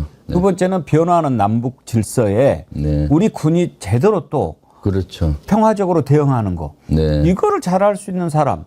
나는 저 김병주 국방부 네. 장관 말고 다른 사람을 생각을 할 수가 없어서 네. 추천한다 그랬어요. 아, 너무 감사합니다. 예. 추천 내용이 중요하다는데 그거 아주 너무 딱 맞지 중요한, 않습니까? 딱 맞네요. 예. 이거를 만약에 네. 못 받아들인다. 네. 그럼 정어리 TV에서 공시로 항의할 거예요. 대통령실 듣고 있습니까? 배공기 선생님의 말. 예, 아무튼 네. 이제는 근데 제가 그 옛날에 막 장관 하면은 뭐 이렇게 뭐 올라가고 뭐 이런 건데 네. 진짜 내가 들어가려고 하는 사람들한테 정말 죽었다 복창하고 아, 그럼요. 정말 네. 이번에는 네. 이재명 내각의 장관들은 정말 고생길이 훤하다 이래 네. 생각합니다. 이재명 대통령께서 원체 일을 많이 하시기 때문에 최고위원들도 진짜 바쁘더라고요. 예. 최고위에서 논의되는 게 너무 많고 또 그걸 꼭 확인하세요. 예. 그러니까. 근데 아까 그 네. 김진애 의원님이 그 얘기를 하시더라고요. 네. 이재명 대통령이 이렇게 나가면서 보니까 네. 엄청나게 당을 신뢰하는 것 같이 느꼈다. 네. 그러니까 이렇게 편하고 그런 모습을 봤다. 네. 그렇게 얘기를 하시더라고요. 아, 그렇죠. 이제 사실 대통령 취임하신 지 얼마 되지도 않았는데 해외 순방 갈 때 항상 불안해 하거든요. 그렇지만 이미 대통령께서는 뭐 이번에 사실 인수위 없이 하지만은 우리 민주당에서 이미 당 대표를 3년 하시면서 당에 대한 신뢰가 확고하고 예. 또 국민적인 지지가 이번에 또 확고했지 않습니까? 그런 것들을 다 신뢰하는 거죠. 네, 또 국민을 믿고. 네. 오늘 여쭤볼 게 좀 많은데 저것부터 여쭤볼게요. 이재명 대통령 이번에 가가지고 트럼프를 만날 거라고 우리가 기대를 했거든요. 네, 원래는 네. 내일 만나기로 약속이 돼 있었다는 것 같은데 네. 트럼프가 뭐 지금 이스라엘 전쟁 때문에 네. 돌아가 버렸다면서요? 조기 복귀한다고 네. 지금 하고 있잖아요. 원래 첫날이 트럼프 대통령이 G7 회원국 정상들과 각 그 양자 회담을 하고 둘째 날에 비회원 국가인 우리나라라든가 여러 나라랑 하려는 계획이 트럼프 대통령이 있었는데 그냥 사진 찍고 만찬하면서 이제 중동 지금 이스라엘하고 이란전이 급하기 때문에 복귀해야 되겠다라고 얘기를 한 것 같아요. 그리고 세부적인 것은 비행기 안에서 얘기를 하겠다 복귀하는 그러기 때문에 아마 그 중동이 급박하게 돌아가는 것 같아요. 왜냐하면은 트럼프가 메시지를 냈는데 테헤란을 떠나라 이렇게 했거든요. 그것은 그 주어가 없어요. 목적어하고 누구가 떠나라고 하는지. 근데 그것은 제가 봤을 때 소개령이라고 봐요. 거기에 있는 미국 국민들, 국민들은 예. 다 떠나라. 그리고 우방 국가들 있잖아요. 예. 그런 국가들도 다 떠나라. 거기 곧 대대적인 공습을 하겠다. 이 경고로 전 보였거든요. 그러려면은 이제 가서 NSC를 열고 또 뭐 그런 급박하게 돌아가고 있지 않나. 물론 미국이 공격하는 건 아니지만 이스라엘이 공격하겠지만 배후에는 미국이 그 있는 걸로 지금 되어 있지 않습니까? 그래서 이제 복귀하는 걸로 되다 보니까 사실 이번에 우리 국민적인 관심사도 트럼프와 이재명 대통령의 정상회담이 그 이루어지느냐, 첫 대면을 하느냐가 관건이었는데 그것은 어려워질 것 같다는 생각이 듭니다. 김병주 최고위원님은 지금 이 이란과 이스라엘 전쟁은 앞으로 어떻게 전개될 것으로 전망하십니까? 지금 이것이 복잡하죠. 일단은 이란이 오늘 그 휴전을 좀 제의를 했어요. 여러 간접적인 루트로 더 이상 그 피해가 되면 안 되니까. 그렇지만은 이것은 금방 해결되지는 않을 것 같다는 생각이 돼요. 왜냐하면 이란은 핵 개발에 대한 의지가 강한 것이고 이걸 또 저지하려고 하는 이스라엘이나 미국의 의지는 또 강한 것이고 하기 때문에 의지와 의지가 부딪히거든요. 전쟁은 결국은 의지와 의지가 부딪히다가 해결 안 되면 전쟁으로 가는 겁니다. 그렇기 때문에 일정한 시점이 지나고 나서 이제 협상의 테이블로 나오지 않을까 하는데 그것은 바로 우리에게 또 영향이 가잖아요. 바로 왜냐하면은 유가가 오르고 그다음에 호르무즈 해협이라든가 이런 게 봉쇄될 수도 있고 또 여러 가지 우리 또 한반도 문제가 우선순위에 또 밀려나는 거예요. 그동안 우크라이나 전쟁 어느 정도 종결되면은 트럼프는 분명히 김정은 위원장하고 대화를 추진하고 그럼 한반도를 평화를 만들어 가는데 지금의 최우선 순위는 중동에 가버린 거예요. 그다음 우크라이나고 그다음 이제 한반도 문제가 뒤처지다 보니까 우리에게는 상당하게 그 안 좋은 시그널이죠. 이번 중동전은. 전면전 가능성을 어떻게 보십니까? 지금은 전면전이라고 봐야 됩니다. 왜냐하면 이스라엘하고 이란은 멀리 떨어져 있잖아요. 그 안엔 여러 국가가 있고요. 그래서 지상군을 뭐 대대적으로 투입하는 것은 불가능한 것이고요. 사실은. 그런 가운데 이제 공군과 드론과 미사일 전이죠. 지금은 사실 전면전으로 봐야죠. 네. 근데 지금 이란이라고 하는 나라가 중동에서 가장 큰 나라 아닙니까? 네, 그렇죠. 근데 이란을 상대로 전쟁을 한다.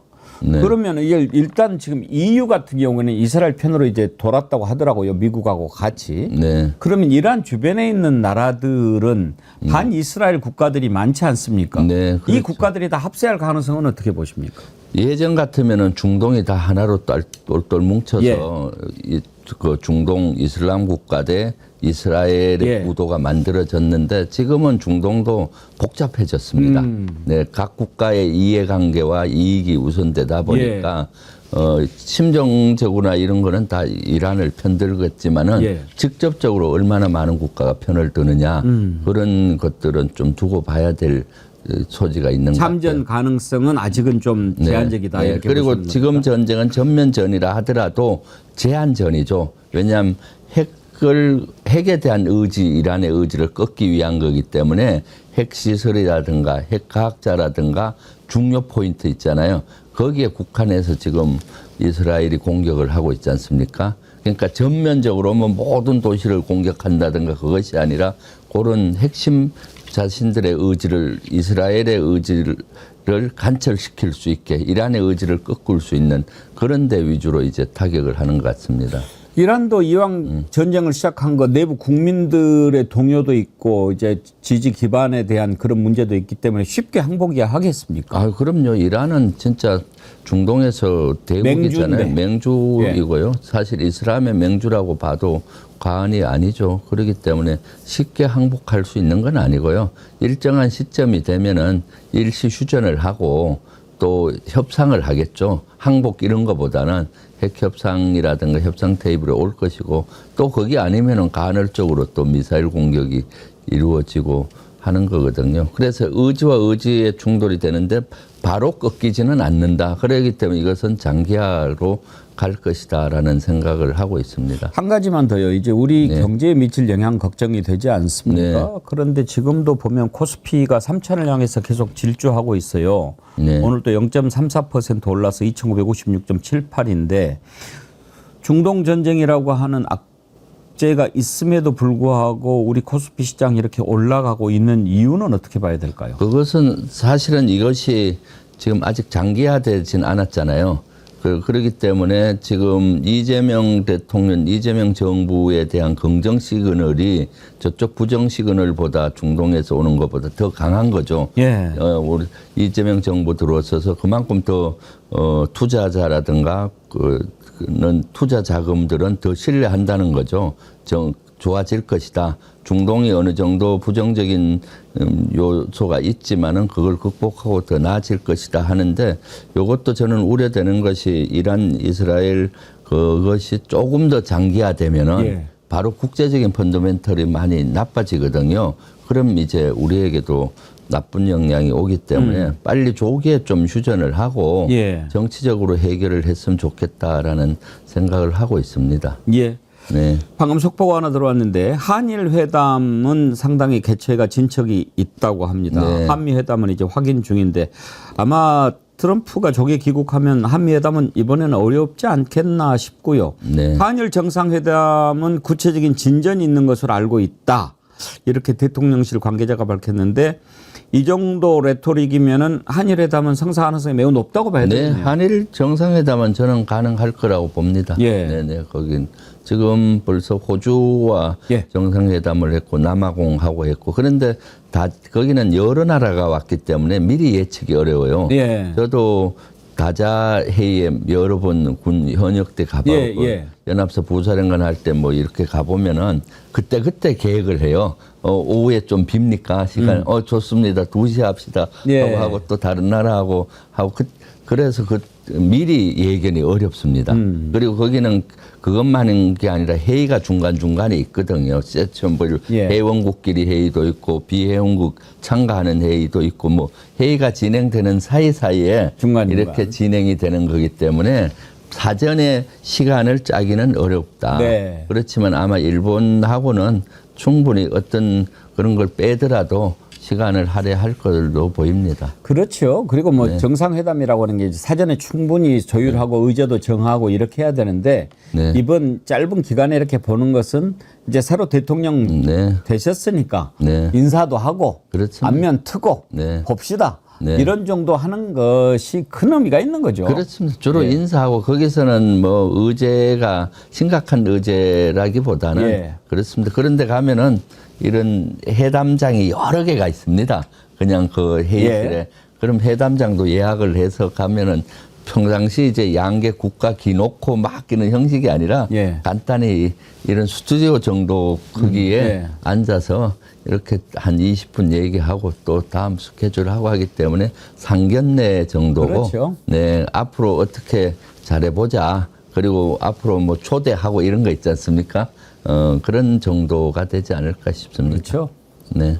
이렇게 한번 서로 얼굴 트는 거하고 그거하고 얼마나 차이가 큽니까? 그렇습니다. 오늘 호주 총리하고 네. 회담하는 것도 보니까 그 전에 호주 총리하고 통화를 한번 하지 않았습니까? 네, 네. 그것도 큰 또 역할이 되더라고요. 그러니까 네. 만났는데 이재명 대통령이 목소리로 들은 것보다 실물을 보니까 훨씬 더 잘생기고 뭐 네. 젊어 보이시네 이렇게 하니까 네. 아 이게 전화 통화 한번 하고 만나서 이렇게 하고 그러면 이제 나중에 한 호주 정상회담 하면은 네. 두 번 만난 다음이니까 훨씬 이야기도 잘 풀리고 아유, 그렇습니다. 네, 그렇죠. 네, 네. 그리고 또 한 호주 회담할 때 보니까 호주가 우리 참전국이잖아요. 예. 유럽 때. 그런 것도 항상 얘기하면서 시작이 되는 거죠. 하니까 금방 또 친해지고요. 네, 아주. 한국 호주 관계에는 참 우리가 의미가 있는 게 이종섭이 호주 대사로 갔을 때 호주에서 불쾌했지 않습니까? 네, 네. 왜 그렇죠. 범죄자를 이렇게 대사로 보내가지고 네. 그렇게 해가지고 조금 한 호주 간에 외교적으로 불미스러운 일이 있었는데 이렇게 되니까 또 다른 의미가 있는 거죠. 네, 그렇습니다. 네. 이종섭이는 어디 있어요 요즘에? 글쎄요. 연락을 못 해봤습니다. 아마 지금 떨고 있을 겁니다. 왜냐하면 그동안은 좀 소강 상태였잖아요. 예. 수사라든가 예. 뭐 저런 것들이. 그리고 박정훈 대령에 대한 재판만 이루어졌지 예. 실질적인 수사는 스톱이 된 상태였는데 이제 최상병 특검법이 발의가 됐기 때문에 지금 떨고 있지 않겠나. 이제 뭐 밝혀지기가 쉽지 않습니까? 곧 네. 보겠네요. 네, 네, 예. 그렇습니다. 7070이 뭔지 네. 그것도 이제 알겠고요. 네. 최상병 특검법은 사실은 많은 어느 특검보다도 수사가 진도가 많이 나가 있는 상태예요. 예. 마지막 퍼즐만 못 맞춘 그렇죠. 거거든요.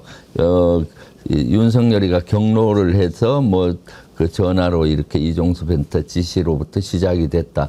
그런 것들 커넥션하고 김건희와의 커넥션 있지 않습니까? 예. 이종호와의 이런 이종호 그쪽에서 해병 1사단장 구명운동을 했는지 뭐 이런 것들. 김건희가 이종호 네. 오빠 부탁받고 윤석열 오빠한테 전화해서 해결하려고 한 사건 아닙니까? 네, 네. 오빠 사건이죠 뭐 이거야. 네. 그러니까 여러 개 볼 것도 없어요. 그러니까 거기 마지막 퍼즐만 남고 나머지 한 90%는 거의 수사가 됐던 사항들이거든요. 그렇기 때문에 가장 발빠르고 진도 있게 나갈 것이 최해병 특검법이 아니나 싶습니다. 이번에 특검 끝나면 김건희 오빠 한 50명 나올걸요?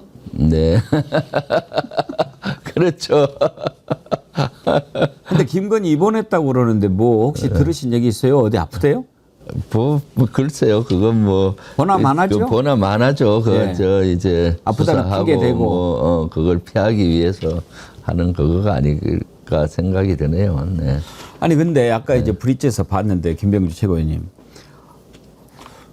아니 김용현이 지금 윤석열이 나와서 저렇게 반바지 입고 돌아다니는 것도 국민들이 보면 열불나는데 네. 김용현, 노상원 이런 자들이 다 지금 풀려나게 생기지 않았습니까? 아, 그러니까요. 이거 어떻게 봐야 됩니까? 그건 사실은 정의롭지가 않죠. 그동안 사실은 검찰과 지기현 법원 판사가 참 규탄받아 마땅하죠.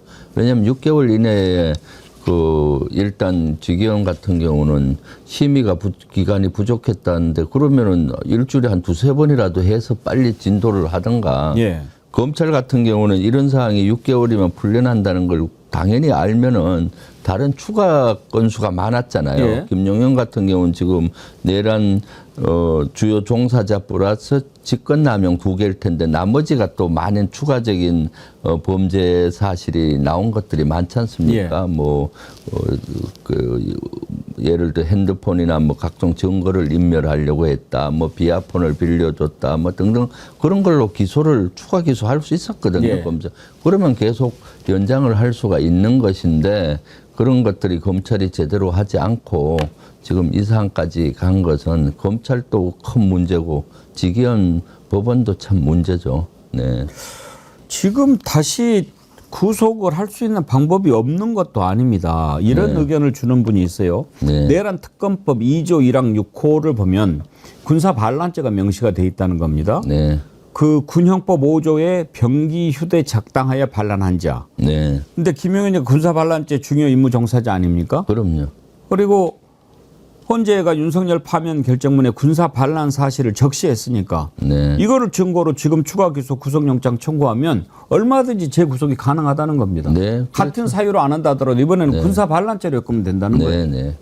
그거 말고도 다른 범죄가 많이 그동안 나왔잖아요. 예. 뭐 블랙리스트를 만들어서 뭐 어떻게 했다 뭐 이런 것들이 그런 걸로 기소를 추가하면 되는 것인데 검찰의 형태가 참 지금까지도 신뢰를 못했듯이 지금도 그런 상황이고요. 직위원도 마찬가지고요. 바로 직위원이가 문제죠. 검찰은 뭐 우리가 이미 포기했지만 그렇죠. 직위원이가 재판을 좀 빨리 했으면 이런 일이 일어나겠습니까? 그럼요. 네. 그나저나 직위원은 지금 어떻게 하실 작정이십니까?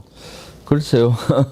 직위원은 실제 지금 특검하고 이런 데서 고민이 많을 거예요. 왜냐하면 일단은 여러 직위원 재판부에서 그대로 할 것이냐 말 것이냐가 문제잖아요. 예. 일단은 피할 수 있는 방법을 검토하지 않을까 저는 생각하고 있어요. 특검에서. 왜냐하면 직위원 재판부는 이미 국민의 신뢰를 잃었지 않습니까? 그리고 직위원 본인도 여러 가지 문제가 노정이 되고 있잖아요. 그러면은 국민의 신뢰를 잃은 법관이 어떻게 그대로 놔두기 어려울 겁니다. 그러면 아마 특검에서 재판 기피 신청을 하든가 내란 특검에서 아니면 다른 걸로 기소를 하는데 그것을 중앙지법으로 갖고 가는 게 아니라 남부지법이나 다른 도로 법원으로 기소를 하면은 그걸 옮길 수 있는 여지도 있다고 그래요. 예. 네, 법원을 그러니까 관할 법원을 옮길 수 있다고 하니까 그런 여러 가지를 특검에서 지금 고민을 하지 않을까 싶습니다. 곧 이제 특검이 구성이 완성이 되면은 속도감 있게 저는 할 것이라고 보고요. 우리 민주당에서는 특검이 국민의힘이나 어떤 정치권에 휘둘림 없이 공정하게 재판하도록 그런 여건을 보장해 주려고 노력하고 있습니다. 예. 하여튼 특검이 정말 이번에 중요하죠. 네. 근데 특검이 다 어느 것 하나 중요하지 않은 게 없는데 일단 최대병 특검은 좀 빨리 결론이 날 수도 있다. 이런 얘기가 나오니까요. 네, 그렇습니다. 예. 네. 알겠습니다. 하여튼 그리고 최혜병 특검법 좀 심플하잖아요. 연안이 딱 나오는 거니까 지금 그리고 수사도 많이 진척이 됐죠. 네. 어저께 윤석열이 이렇게 나오면서 기자들한테 하는 거 보십시오. 뭐 좀 보게 비키라고 뭐 그렇게 이야기하고 또 재판정에서는 검찰한테 뭐 그렇게 입증 자신이면 이렇게 큰 소리 쳤다고 그래요. 네, 그러니까요. 그러니까 누가 이렇게 길을 살려줬냐 이겁니다. 네, 들어갈 때 그 지지자들 보게 비키라고. 아이고, 정말 참 천박하기가. 네. 그런 놈이 대통령을 했다는 것 자체가 참 부끄러운 일입니다. 그럼요. 네. 이제 정말 잘못된 것들이 하나하나 잡혀지고 있는데 그래도 지금 이재명 대통령, 이재명 정부, 국민 주권 정부가 탄생하고 나서 가장 먼저 환호하는 게 아마 강화도 주민들 아닐까 싶어요. 아, 그럼요. 네네. 야, 그 얼마나 그동안에 정말 힘들었겠습니까? 아, 그럼요. 저도 강화도에 여러 번 갔었고 이재명 그 당시 대표를 모시고도 갔었는데 진짜 그 고통 속에 사셨죠. 네, 북한의 대남 방송에서 흘러나오는 기괴한 소리. 김채구 의원님 그때 소리 직접 그때 갖고 들려주셨잖아요. 그러니까 경기하는 어린애도 있고 뭐 또 하여튼 스트레스가 많아서 병원을 다니시는 분도 있었고 그리고 또 국방위에 강화도 주민이 와서 무릎까지 꿇으면서 그 국방부에 해달라고 했는데 결국 못했는데 이재명 대통령께서 대시하자마자 일주일 정도 기간에 바로 해결했잖아요. 네, 그러니까요. 네, 그런 국민의 아픔을 빨리 해결하는 것이 무엇보다도 중요하죠. 저는 이제 그 부분을 주목합니다. 우리가 먼저 대북 확성이 이제 중단했지 않습니까? 중지라는 표현을 썼습니다만 네. 그 다음날 곧바로 북한이 호응을 했어요. 네, 네. 이걸 봐서는 북한도 이제 우리가 정부 바뀌면서 새로운 대화 의지를 비치니까 우리도 대화에 나오겠다라고 하는 것을 비친 게 아닌가 싶은데 어떻게 해석하십니까? 그렇죠. 그 여건이 조금씩 마련된다고 봐요. 왜냐하면 우리가 대북 방송을 중지하니까 거기서는 이상한 계엄을 멈추고 잔잔한 음악으로 대체했잖아요. 그것이 이제 이재명 정부에 대한 나름의 기대는 있다고 봐요. 예. 사실 윤석열 정권일 때는 북한도 기대할 바가 없었고 그러니까 모든 걸 닫아버렸는데 이재명 정부는 뭔가 기대할 수 있겠다라는 그건 전 시그널이라고 봐요. 그렇기 때문에 좋은 시그널로 보이고요. 우리가 먼저 시행을 했잖아요. 대북 확성기 끄고 북한으로 보내는 전단 못 보내게 하고 필요한 처벌까지 하겠다. 예. 이렇게 하니까 북한으로서는 이재명 정부와는 대화할 수 있는 여건이 되겠구나라는 판단으로 그렇게 하는 것이 아닌가 보고요. 그럼에도 불구하고 아직 북한하고의 대화에 그것이 열리는 데는 좀 시간이 걸릴 거라고 봅니다. 대북전단 살포는 지금 현행 법으로도 충분히 단속할 수 있지요. 그걸 무조건 못 보내게 한다라고 하는 게 이제 위헌 판결을 받은 건데 네. 지금 다른 내용들 예를 들면은 네.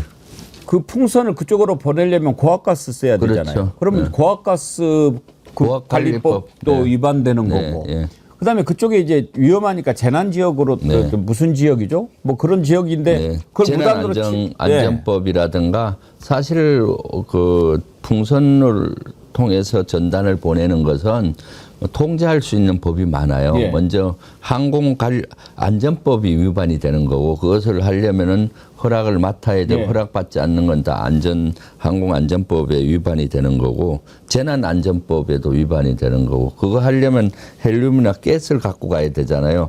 가스는 허가받아야만 예. 이동하는데 허가받지 않고 할 때는 고압관리법 이런 데도 위반이 되고 그런 걸로 제재를 할 수 있는 수단이 많았는데도 불구하고 윤석열 정권에서는 손을 놨죠. 또 이걸 부추긴 거죠. 네, 무수히 본회의장이나 또는 상임위에서 우리 야당 그 당시 우리 민주당 의원들이 문제 제기했어요. 이런 걸로 규제할 수 있다. 규제해라 해도 눈 감아 버린 거죠. 그렇죠. 법이 없어서 단속을 못했겠습니까? 이놈들이 일부러 부추기고 오히려 긴장 안 와. 그래서 이번에 특검에 외환 유치 부분도 지금 들어가 있는 거 아니겠습니까? 네. 그래서 이재명 대통령께서 대표하실 때도 본인이 경기도지사 할 때 이런 재난관리법이나 고압관리법으로 규제한 바가 있다.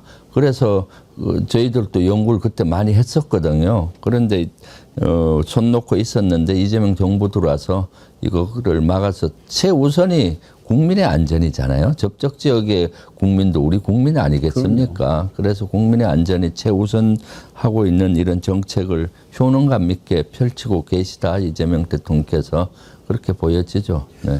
그러면 이제 북한이 약간 유화적으로 나온다고 보고 남북 간의 평화 구축과 신뢰 회복을 위해서 어떤 것부터 우선돼야 된다고 생각하십니까? 저는 뭐 일단 직통선부터 개통이 돼야 된다고 봐요. 지금 모든 선이 끊어졌거든요. 우발적인 예를 들어서 오발로 북한에 총을 쐈다든가 포가 잘못 떨어졌을 때 바로 직통선이 있으면 이유를 설명할 수가 있잖아요. 그래서 충돌을 할 수 있는 걸 방지할 수도 있고 하는데 일단 직통선부터 개설을 하고 그리고 이제 남북 군사 정상회담이든 군사회담이든 이런 실무회담부터 시작이 좀 돼야 되겠죠. 그러면서 이제 그동안 9.19 군사 합의가 안전판 역할을 해왔거든요. 그러니까 그런 것도 다시 한번 이게 폐기된 건 아니니까 효력 정지를 시켰잖아요. 윤 정권 때. 그런 것도 복원할 수 있는 계기를 만들어서 먼저 군사 분계선 내에서의 일단 긴장을 완화하는 것부터 시작을 해야 된다고 봅니다.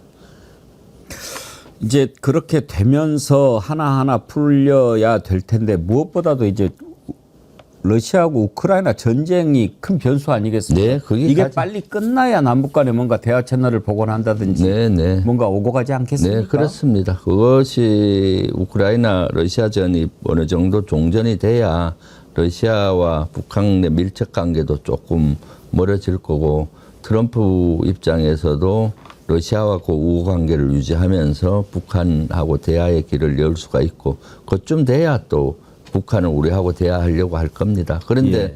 변수가 하나가 더 생겨서 더 지체될 것 같아서 우려가 되는 거죠. 하나가 이제 이스라엘과 이란전이고 그것은 국제사회에서 지금 가장 우선순위 1번이거든요. 그러니까 미국 입장에서도 이스라엘전을 빨리 종전을 시키고 이란의 그 핵 개발을 못하도록 하는 것이 우선순위 1위다 보니까 한반도 문제가 좀 우선순위에 밀리고 있어서 그것이 좀 걱정되죠.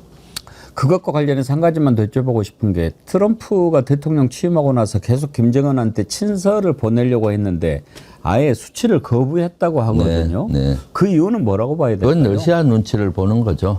왜냐하면 지금 러시아와 북한은 동맹 관계지 않습니까? 러시아와 미국이 우호 관계를 개선하지 않고는 김정은 입장에서는 러시아의 편에 들어서 같이 가야 되는데 본인이 미국하고 뭐 친서를 받으면 또 하답을 해야 될 거 아닙니까? 그러니까 이게 수치 거부하는 것이 날 수가 있다고 보여지고요.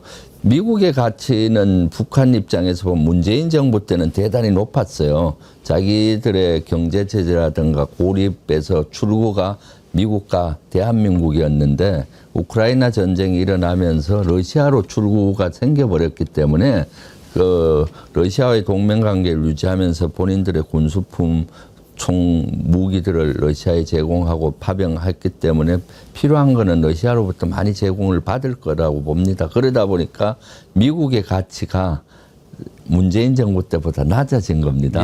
그러니까 미국과의 대화가 수치 거부하고 한 것은 뭐 꼭 미국을 거부한다기보다 러시아의 눈치를 보고 있다라고 저는 보여지고 있거든요. 네. 속보가 들어왔네요. 한미 정상회담 무산됐다고요. 네. 미국 측이 양해를 구했다. 뭐 다음에 이제 기회 잡아서 법는 걸로 해야 되겠습니다. 네. 당내 문제 좀 여쭤보고 마치겠습니다. 지금 이제 당 대표 선출을 위한 전당대회 열어야 되잖아요. 네. 정청래 법사위원장이 이제 그만두고 출마 선언을 했는데 박찬대 전 원내대표도 출마하겠죠? 저는 뭐 한다고 봅니다. 그러면은 두 사람 나올까요? 두 사람 나오고 그 핵심적인 사람은 두 사람일 거고 또 나머지 뭐 그 꼭 국회의원이 아니더라도 원내에서 한두 명 나오지 않을까 싶어요. 네. 사실 또 너무 또 흑행이 안 돼도 조금 싱거운 승부가 될 수는 있는데 두 분이 나오면 뭐 일단 강하긴 강할 텐데 조금 원래는 잡혀 있는 게 8월인가요? 보통 8월에 전당대회 2일로 지금 8월 2일 날 얘기가 되고 있는 것 같아요. 네, 그러면은 지금 7월도 안 됐는데 당 대표 부재 상태가 너무 오래 가는 거 아닙니까? 그래서 좀 당겨야 된다 이런 얘기가 나오는 것 같습니다. 그런 것들을 다 검토를 했었는데 당규상 따졌을 때 이제 사전에 공지하고 뭐 이런 기간이 또 필요하더라고요. 그래서 그때까지는 원내대표가 당대표 직무대행을 같이 하는 걸로 뭐 그 정도면은 충분히 저는 가능하다고 봅니다. 지금 그럼 예정대로 8월 2일 전당대회가 열릴 것이다? 네네. 또 김병주 최고위원님이 중요한 얘기 해주셨네요. 좀 앞당길 수도 있다 이런 얘기 나왔는데. 그런 것들을 사실 빨리 저도 계속 주장을 당 지도부 대표를 빨리 뽑아서 이재명 정부와 빨리 발을 맞춰 가야 된다. 새로운 리더십으로. 그렇게 했는데 실제 당규상 만들어 놓은 걸 보니까 한 4개월 이내 하게 돼 있더라고요. 대선 이후에. 그리고 최대한 당겼을 때 이제 여러 가지로 봤을 때 그때쯤으로 봤어요. 7월 달 정도면 좋겠다 했는데 8월 2일 정도면은 뭐 지금 앞으로 한 달 반 정도. 적절하다? 네네. 그 정도는 또 준비 기간이 필요하고요. 알겠습니다. 오늘 또 여러 가지 말씀 감사합니다. 좋은 소식 함께 기다리겠습니다. 감사합니다. 좋은 소식일지 안 좋은 소식일지는 몰라요. 너무 고생하실 것 같아가지고. 아이고 너무 감사합니다. 늘 백운기 정어리 TV 오면은 제가 에너지를 받고 아이고 고맙습니다. 주블리 안보 특강 민주당의 김병주 최고위원님이셨습니다. 고맙습니다. 네, 감사합니다.